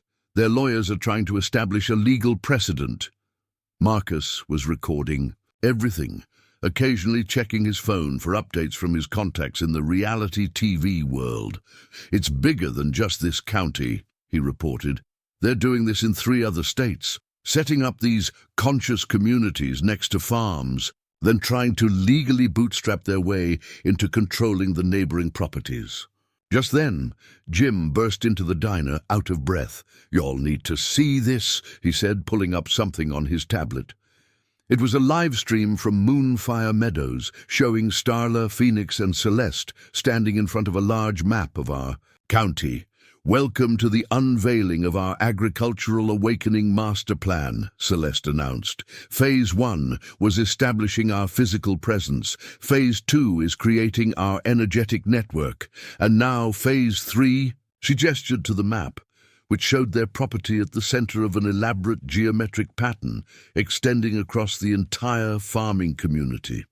By aligning these ley lines with existing agricultural operations, Phoenix explained, waving his golden pitchfork at the map. We create a sacred geometry of conscious farming.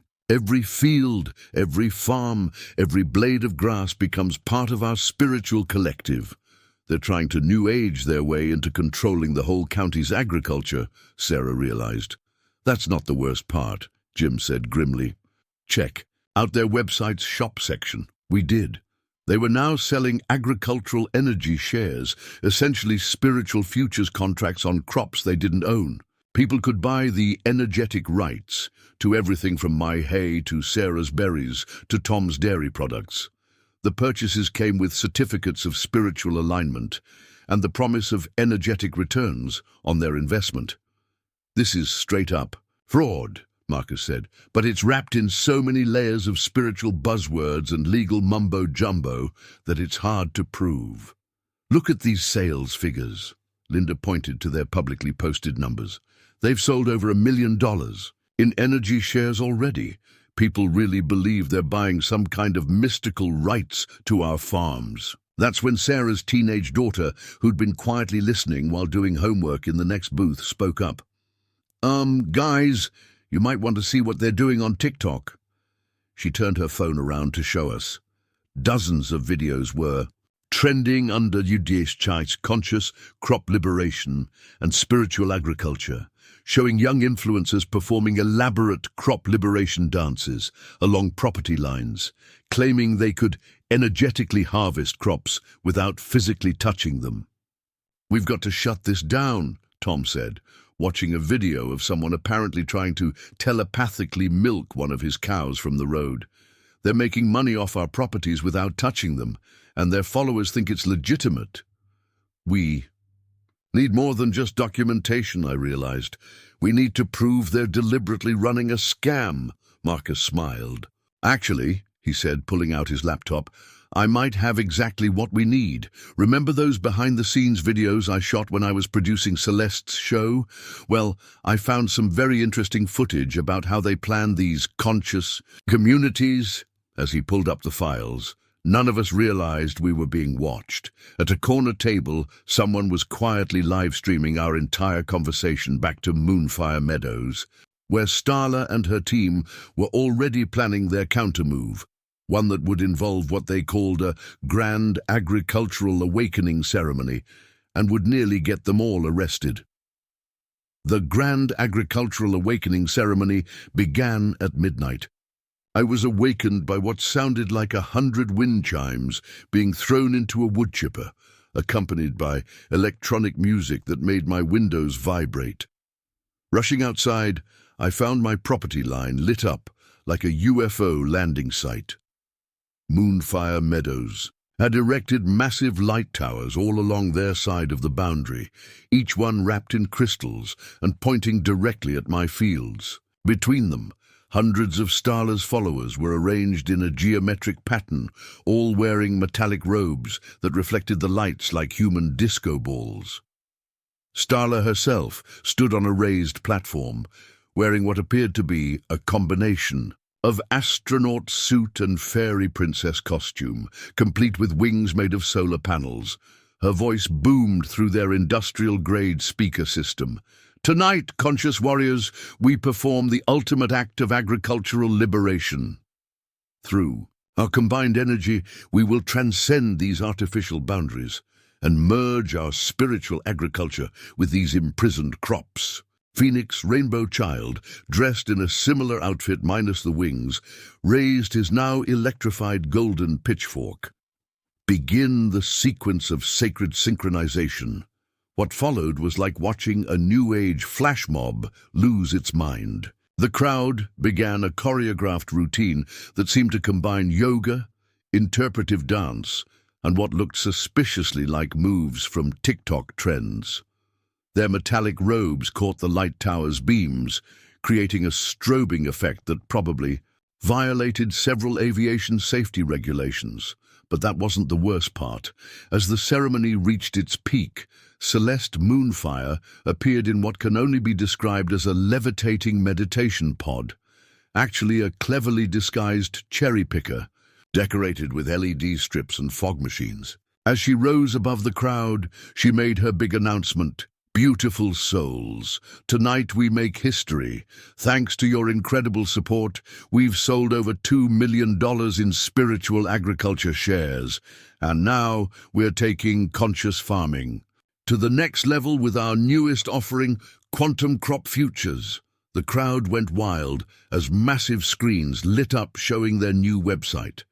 They were now selling energetic options on future harvests, promising buyers they would spiritually own a share of crops that hadn't even been planted yet.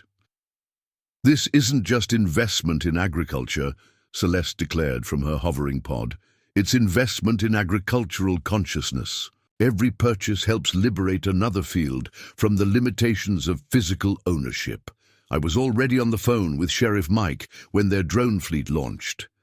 Hundreds of small drones, each carrying what looked like crystal pendulums, formed a massive geometric pattern over my field. They were attempting to create a giant crop circle by dangling crystals just above my hay.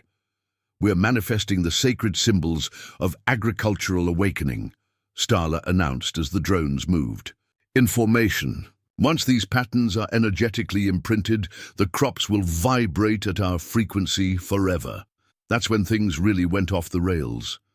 The drones, apparently confused by all the flashing lights and electromagnetic interference from their crystal-covered equipment, started malfunctioning. Several crashed into each other, creating a chain reaction of falling crystals and tangled drone parts. Others went rogue, their crystal pendulums swinging wildly as they careened across the sky. "Maintain the energy," Starla shouted as chaos erupted below.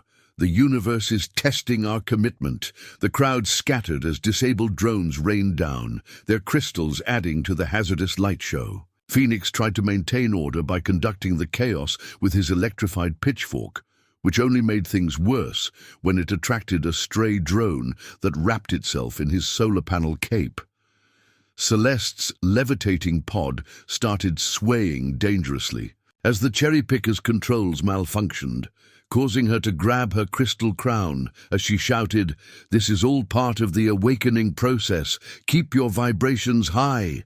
By the time Sheriff Mike arrived with 3 patrol cars, the scene looked like a cross between a rave gone wrong and a small-scale disaster area. Damaged drones littered both properties, crystal fragments sparkled everywhere, and the remaining functional light towers created a strobe effect that made the whole thing look like a bizarre music video. "Enough!" Mike's voice cut through the chaos over his patrol car's speaker. "Shut it down, all of it." But Starla, ever the performer, saw an opportunity. "Look!" she cried into her microphone. "The authorities are trying to suppress our spiritual, agricultural revolution. This is exactly what our lawyers warned us about. Everyone, activate your phone cameras." Her followers, those who weren't still dodging falling drones, immediately started live streaming.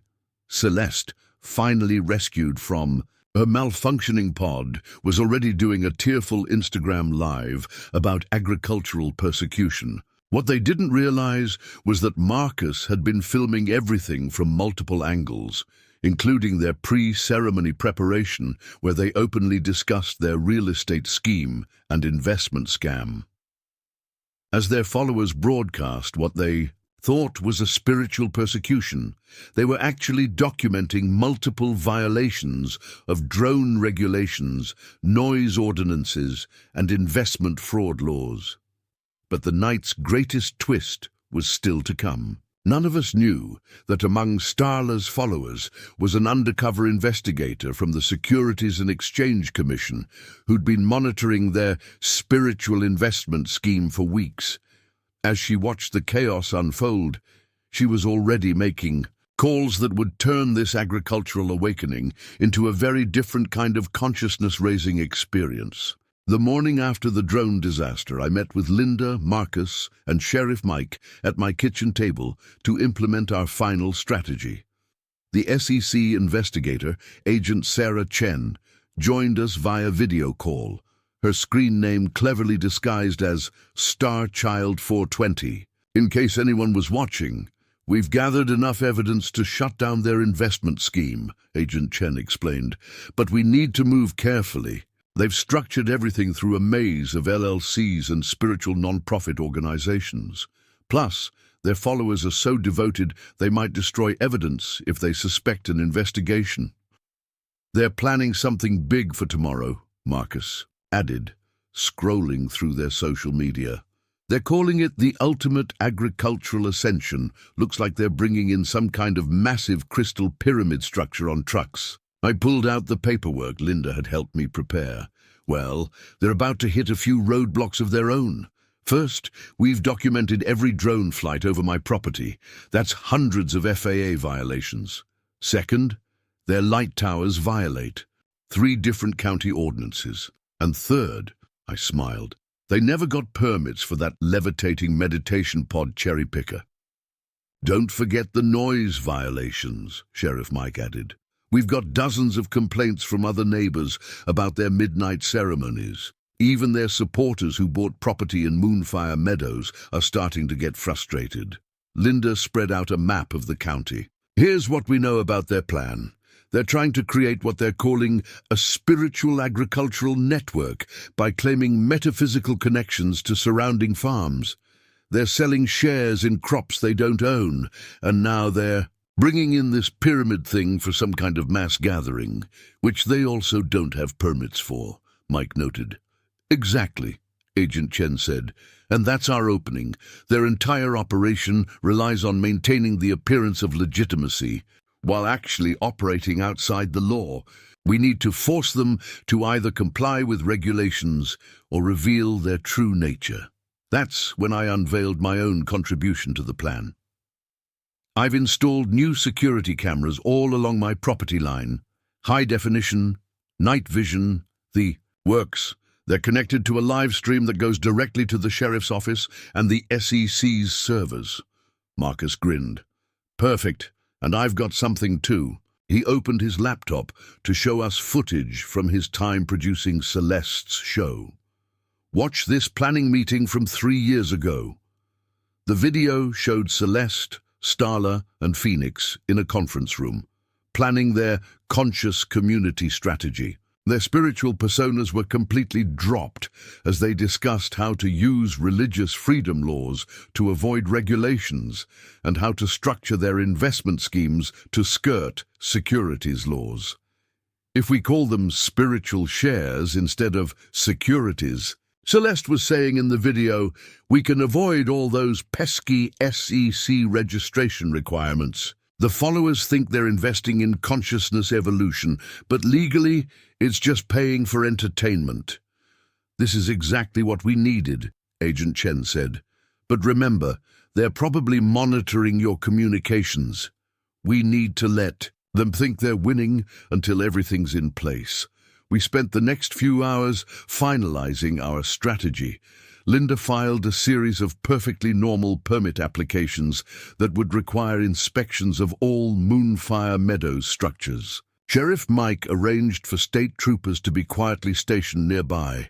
I made sure my new security system was recording everything. Just then, my phone buzzed with a notification. Starla had just gone live on Instagram, standing in front of what appeared to be a partially assembled crystal pyramid. Beautiful souls, she announced. Tomorrow's ultimate agricultural ascension will transform this entire region. Our spiritual agricultural network will finally activate, connecting all local farms to our higher consciousness grid. Don't forget to purchase your quantum crop futures before the Great Awakening.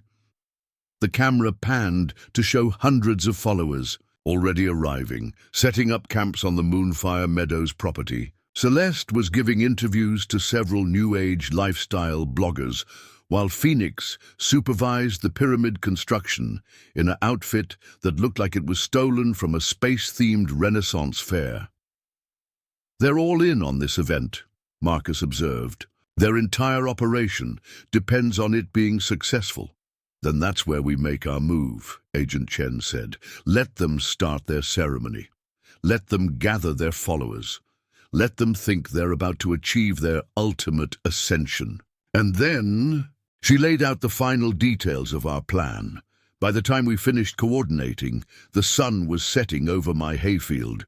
Through my window, I could see the lights at Moonfire Meadows getting brighter, their crystal pyramid taking shape against the darkening sky. Tomorrow would be interesting, to say the least. What Starla, Celeste, and Phoenix didn't know was that their ultimate agricultural ascension was about to become more of a crash landing. But first, we had to let them finish building that ridiculous pyramid. The morning of the ultimate agricultural ascension dawned with an almost theatrical level of chaos. Hundreds of vehicles clogged the county roads leading to Moonfire Meadows. Their crystal pyramid, now complete, loomed over the landscape like a disco ball crossed with an alien spacecraft. The structure was covered in solar panels, LED strips, and enough crystals to supply a New Age shop for a decade. At exactly 9 a.m., right on schedule, a county building inspector arrived at Moonfire Meadows' front gate. He was immediately swarmed by Starla's followers in their metallic robes. "Sorry, folks," he drawled, holding up his clipboard. "Got to do a safety inspection on that there pyramid thing. County regulations, you know." "But the ceremony starts in an hour," Starla protested, her crystal crown askew. "We can't delay. The planetary alignments are crucial." "Well now," the inspector said, flipping through his papers. "Seems you folks failed to file for a temporary structure permit, and those electrical hookups, need to check those too." While Starla argued with the inspector, Agent Chen's team was quietly moving into position, disguised as event participants in flowing robes and crystal jewelry. Marcus had his cameras rolling, capturing everything from multiple angles. At 9:30, Linda arrived with the zoning board's cease and desist order. "Your spiritual investment program constitutes an unregistered securities offering," she announced, serving papers to a stunned Celeste. "All sales of quantum crop futures must cease immediately." "This is persecution," Celeste declared, though I noticed she quickly handed the papers to her lawyers. "We're not selling securities. We're facilitating spiritual agricultural evolution." That's when Phoenix made his grand entrance, riding his crystal-covered combine harvester like some kind of New Age chariot. "The ceremony must proceed," he shouted through a megaphone. "The crops are calling to us." Right on cue, their drone fleet launched, or tried to. Sheriff Mike's deputies immediately began issuing citations for unauthorized drone operations in restricted airspace. The FAA inspector who'd been waiting nearby started documenting violations. "But they're spiritual drones," Starla protested. "They operate on a higher frequency." "The FAA doesn't have a spiritual frequency exemption, ma'am," the inspector replied. Dryly, the crowd of followers was getting restless, many of them demanding refunds for their quantum crop futures. Celeste tried to maintain control, ascending her cherry-picker pod to address the masses. "Stay strong, beautiful souls. This resistance only proves how powerful our movement is. The agricultural-industrial complex fears our spiritual liberation." That's when Agent Chen made her move. She shed her flowing robes, revealing her SEC credentials. "Celeste Moonfire, Starla Starshine, Phoenix Rainbow Child, you're all under investigation for securities fraud, wire fraud, and operating an illegal investment scheme." The crowd gasped. Phoenix dropped his golden pitchfork. Starla's crystal crown slipped completely off. "Furthermore," Agent Chen continued, "we have evidence that you knowingly sold fraudulent spiritual shares in crops you didn't own, marketed unregistered securities as quantum investments, and made false claims to investors." Marcus chose that moment to project his behind-the-scenes footage onto the side of the crystal pyramid. There was Celeste, caught on camera, explaining how to exploit spiritual loopholes in securities laws. There was Starla, planning how to use religious freedom claims to avoid regulations. There was Phoenix, laughing about how their followers would buy anything if you put enough crystals on it. The reaction was immediate. Many followers began demanding immediate refunds. Others started Facebook Lives about their disillusionment. The Crystal Pyramid, perhaps sensing the shifting energies, chose that moment to develop an electrical short, its LED display flickering sadly. This is all being taken out of context. Celeste tried to explain, but her cherry picker pod was now being inspected by OSHA representatives. Starla made one last attempt to salvage the situation. "The crop spirits are testing our faith," she declared, running toward my property line with a handful of crystals. "Quick, everyone, channel your energy toward the hayfield." She was met by my new security system, which projected a clear message about trespassing laws onto the morning mist, using the same type of light technology they'd been using for their spiritual displays. The final blow came when the SEC announced they were freezing all assets related to Moonfire Meadows and its various spiritual investment programs.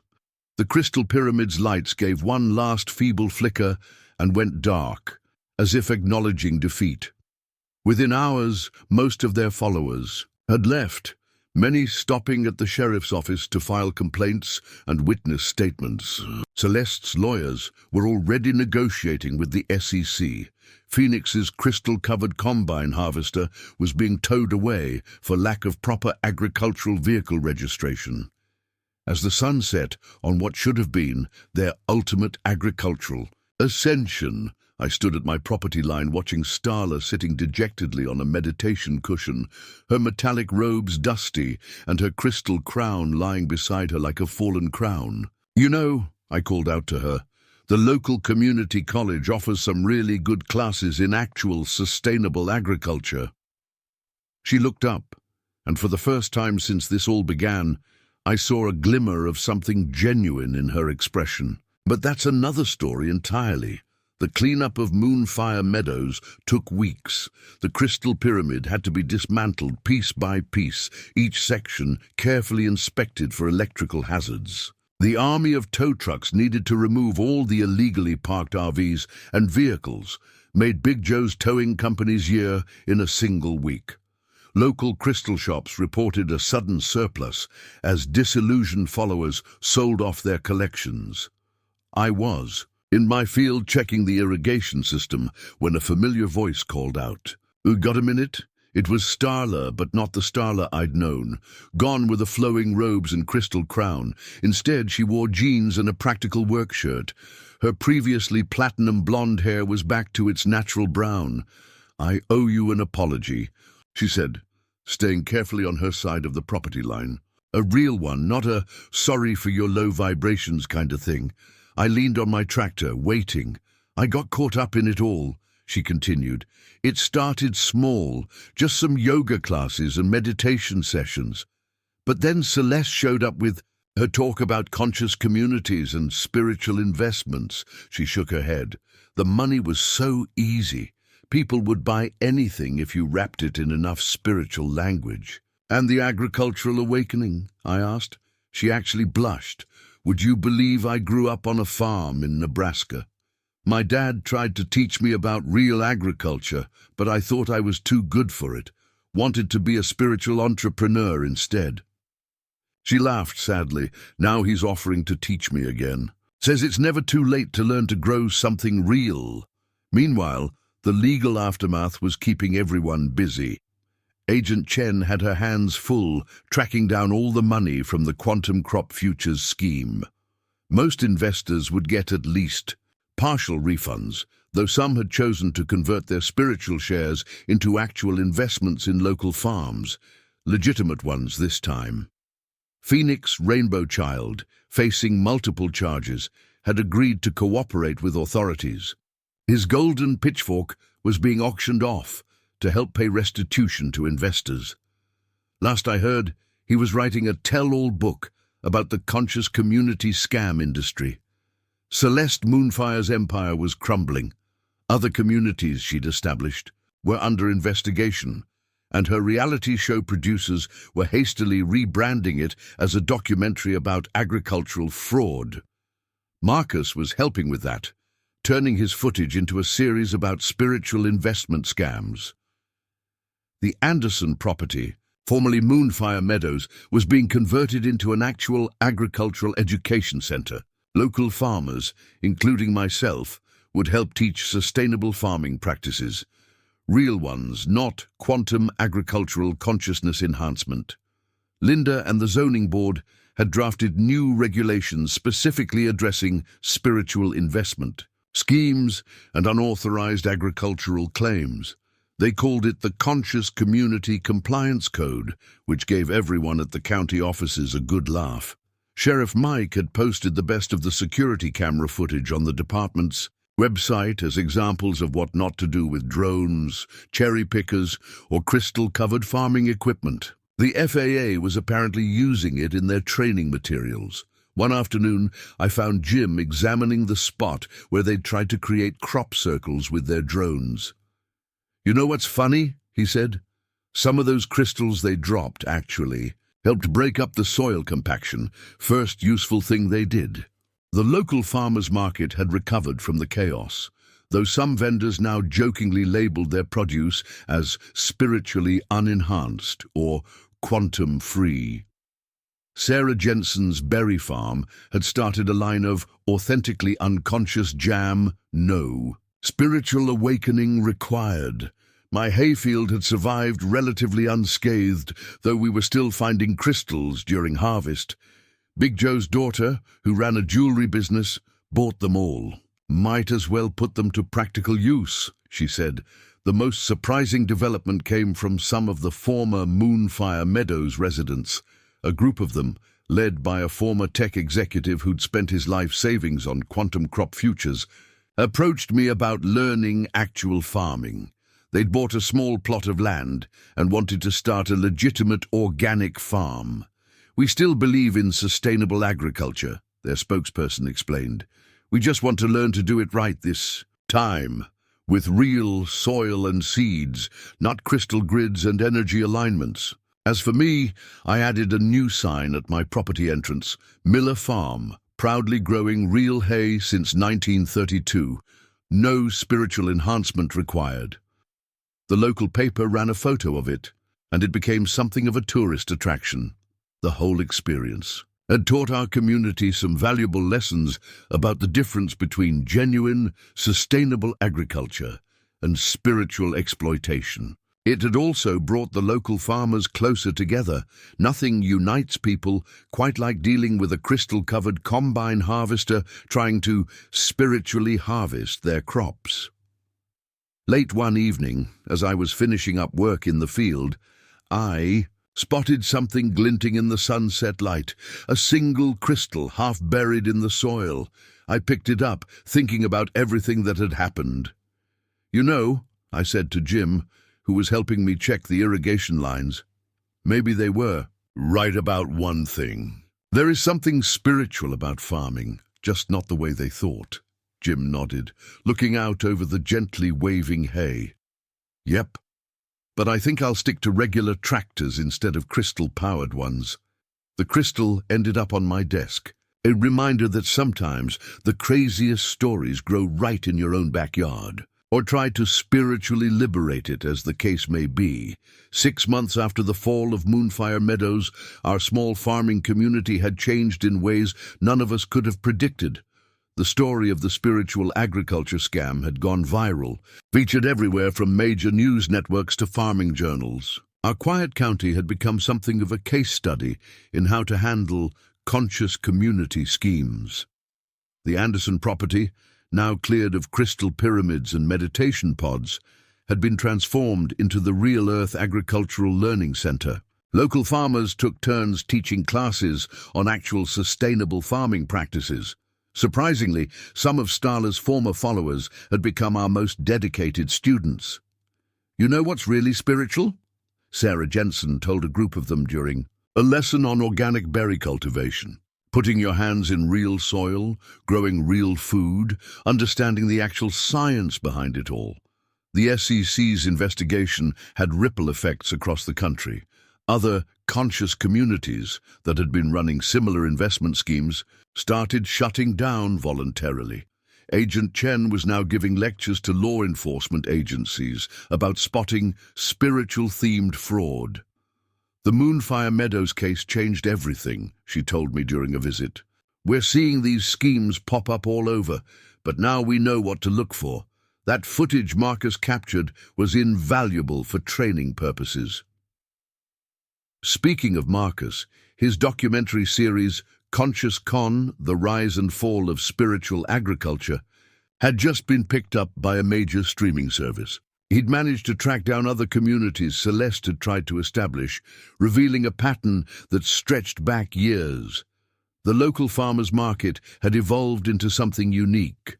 Alongside traditional produce stands, some of the reformed Moonfire Meadows residents had set up legitimate wellness businesses. Instead of selling quantum crop futures, they offered practical services like nutrition counseling and sustainable living workshops. Phoenix Rainbow Child, as part of his plea deal, was now giving seminars about investment fraud awareness. His golden pitchfork had been mounted in the county courthouse with a plaque reading, "All that glitters is not agriculture." Celeste Moonfire's legal troubles had spawned a whole new category of law practice. Firms were advertising expertise in conscious community compliance and spiritual investment regulation. Linda had been asked to consult with other counties dealing with similar situations. But the most interesting development came from Starla. She'd enrolled in the agricultural program at the State University, focusing on actual sustainable farming techniques. Her social media presence had transformed into a chronicle of genuine agricultural learning. "Look at this," she'd exclaimed one day, showing me her soil analysis project. "Did you know there are billions of microorganisms in a handful of healthy soil?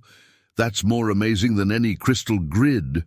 The incident had also sparked a nationwide conversation about the commercialization of spirituality and the exploitation of agricultural communities. Farming organizations were developing guidelines to help their members spot and prevent similar schemes.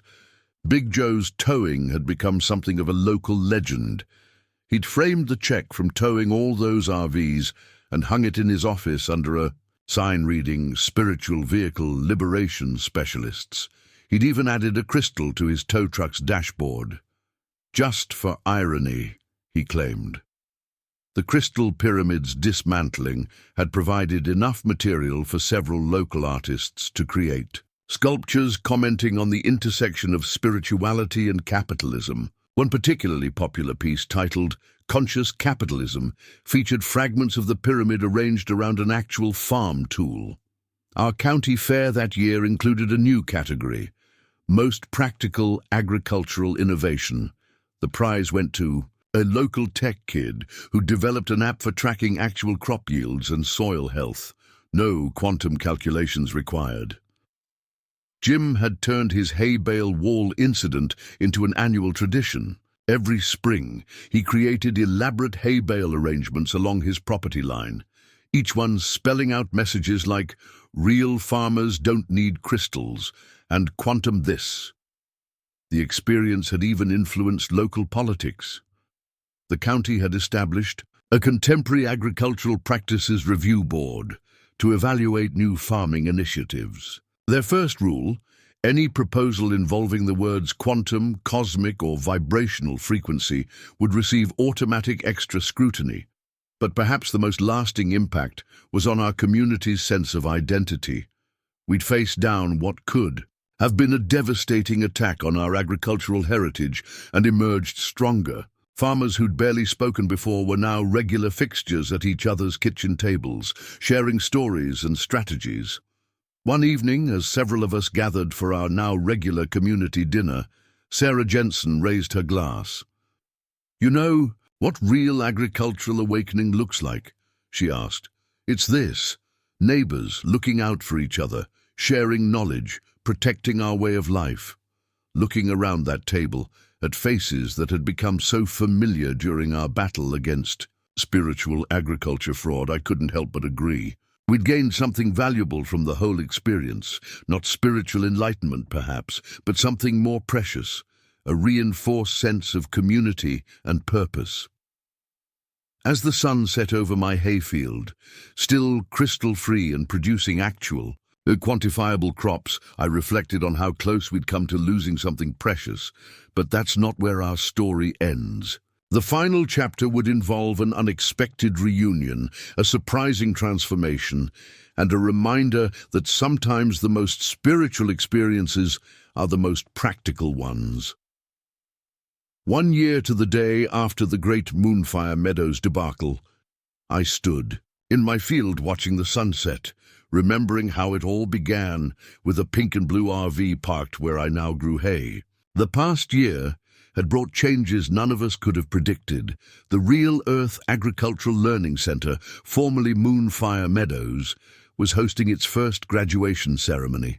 20 students, including several former spiritual warriors, had completed a comprehensive course in actual sustainable farming. Their final projects included real innovations in soil conservation, water management, and organic pest control, not a crystal or quantum calculation in sight. Among the graduates was Starla herself. She'd traded her crystal crown for a practical sun hat, her flowing robes for sturdy work clothes. She'd spent the year not just learning but actively working to make amends. "I want to show you something," she said, leading me to a small plot she'd been working. There, growing in neat rows, were herbs and vegetables, real ones, not spiritually aligned or quantum enhanced. "No crystals needed," she smiled, hands dirty from actual work. "Though I did keep one." She pulled out the last crystal from her Vorma collection to remind me that the real magic is in the soil and seeds, not in schemes and scams. Marcus's documentary had become required viewing at agricultural conferences nationwide. He'd managed to track down similar schemes across the country, helping other communities protect themselves. The golden pitchfork in the courthouse had become a popular photo opportunity, symbolizing our community's triumph over deception. But the real victory wasn't in what we'd stopped. It was in what we'd started. The Real Earth Agricultural Learning Center was now partnering with the state university to develop legitimate, sustainable farming programs. Former Moonfire Meadows followers were becoming genuine advocates for agricultural education. Big Joe had expanded his towing company to specialize in alternative community vehicle removal. He'd even added a tagline to his trucks: "We'll tow your troubles away. No spiritual awakening required." Linda and the zoning board had been invited to speak at national conferences about protecting agricultural communities from predatory development schemes. Their conscious community compliance code had been adopted by counties across the country. One evening, as I finished up my day's work, I found an envelope attached to my gate. Inside was a check covering the cost of all the damage done to my field, along with a note. "Dear Mr. Miller, a year ago I thought I could fake agricultural enlightenment. Instead I found real wisdom in learning actual farming. The money can't undo what happened, but maybe it can help grow something authentic. Starla P.S.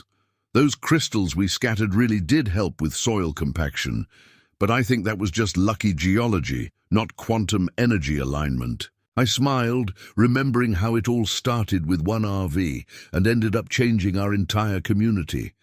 The hayfield that Starla had once tried to spiritually liberate was now producing its best yield in years, through regular old sunlight, soil, and honest work. As I walked back to my house, I passed the new sign at my property entrance. Below, Miller Farm, proudly growing real hay. Since 1932, we'd added a smaller line, where authentic agriculture needs no enhancement. The sun was setting over my field, casting long shadows across the gently waving hay. No drones, no crystals, no quantum calculations, just the real magic of growing things. Sometimes I thought the most spiritual experiences are the ones that keep your boots firmly planted in the soil. Looking back now, that pink and blue RV turned out to be both a curse and a blessing. It brought chaos to our quiet farming community, but it also brought us together in ways we never expected. And in the end, it taught us all that the most meaningful transformations don't come from spiritual schemes or crystal grids. They come from honest work, real community, and keeping your feet on the ground while reaching for something better. That single crystal on my desk caught the last rays of sunlight, throwing tiny rainbows across my office. I kept it not as a spiritual tool, but as a reminder that sometimes the craziest stories lead to the most genuine growth, and that perhaps is the real agricultural awakening we all needed. Up next, you've got two more standout stories right on your screen. If this one hit the mark, you won't want to pass these up. Just click and check them out.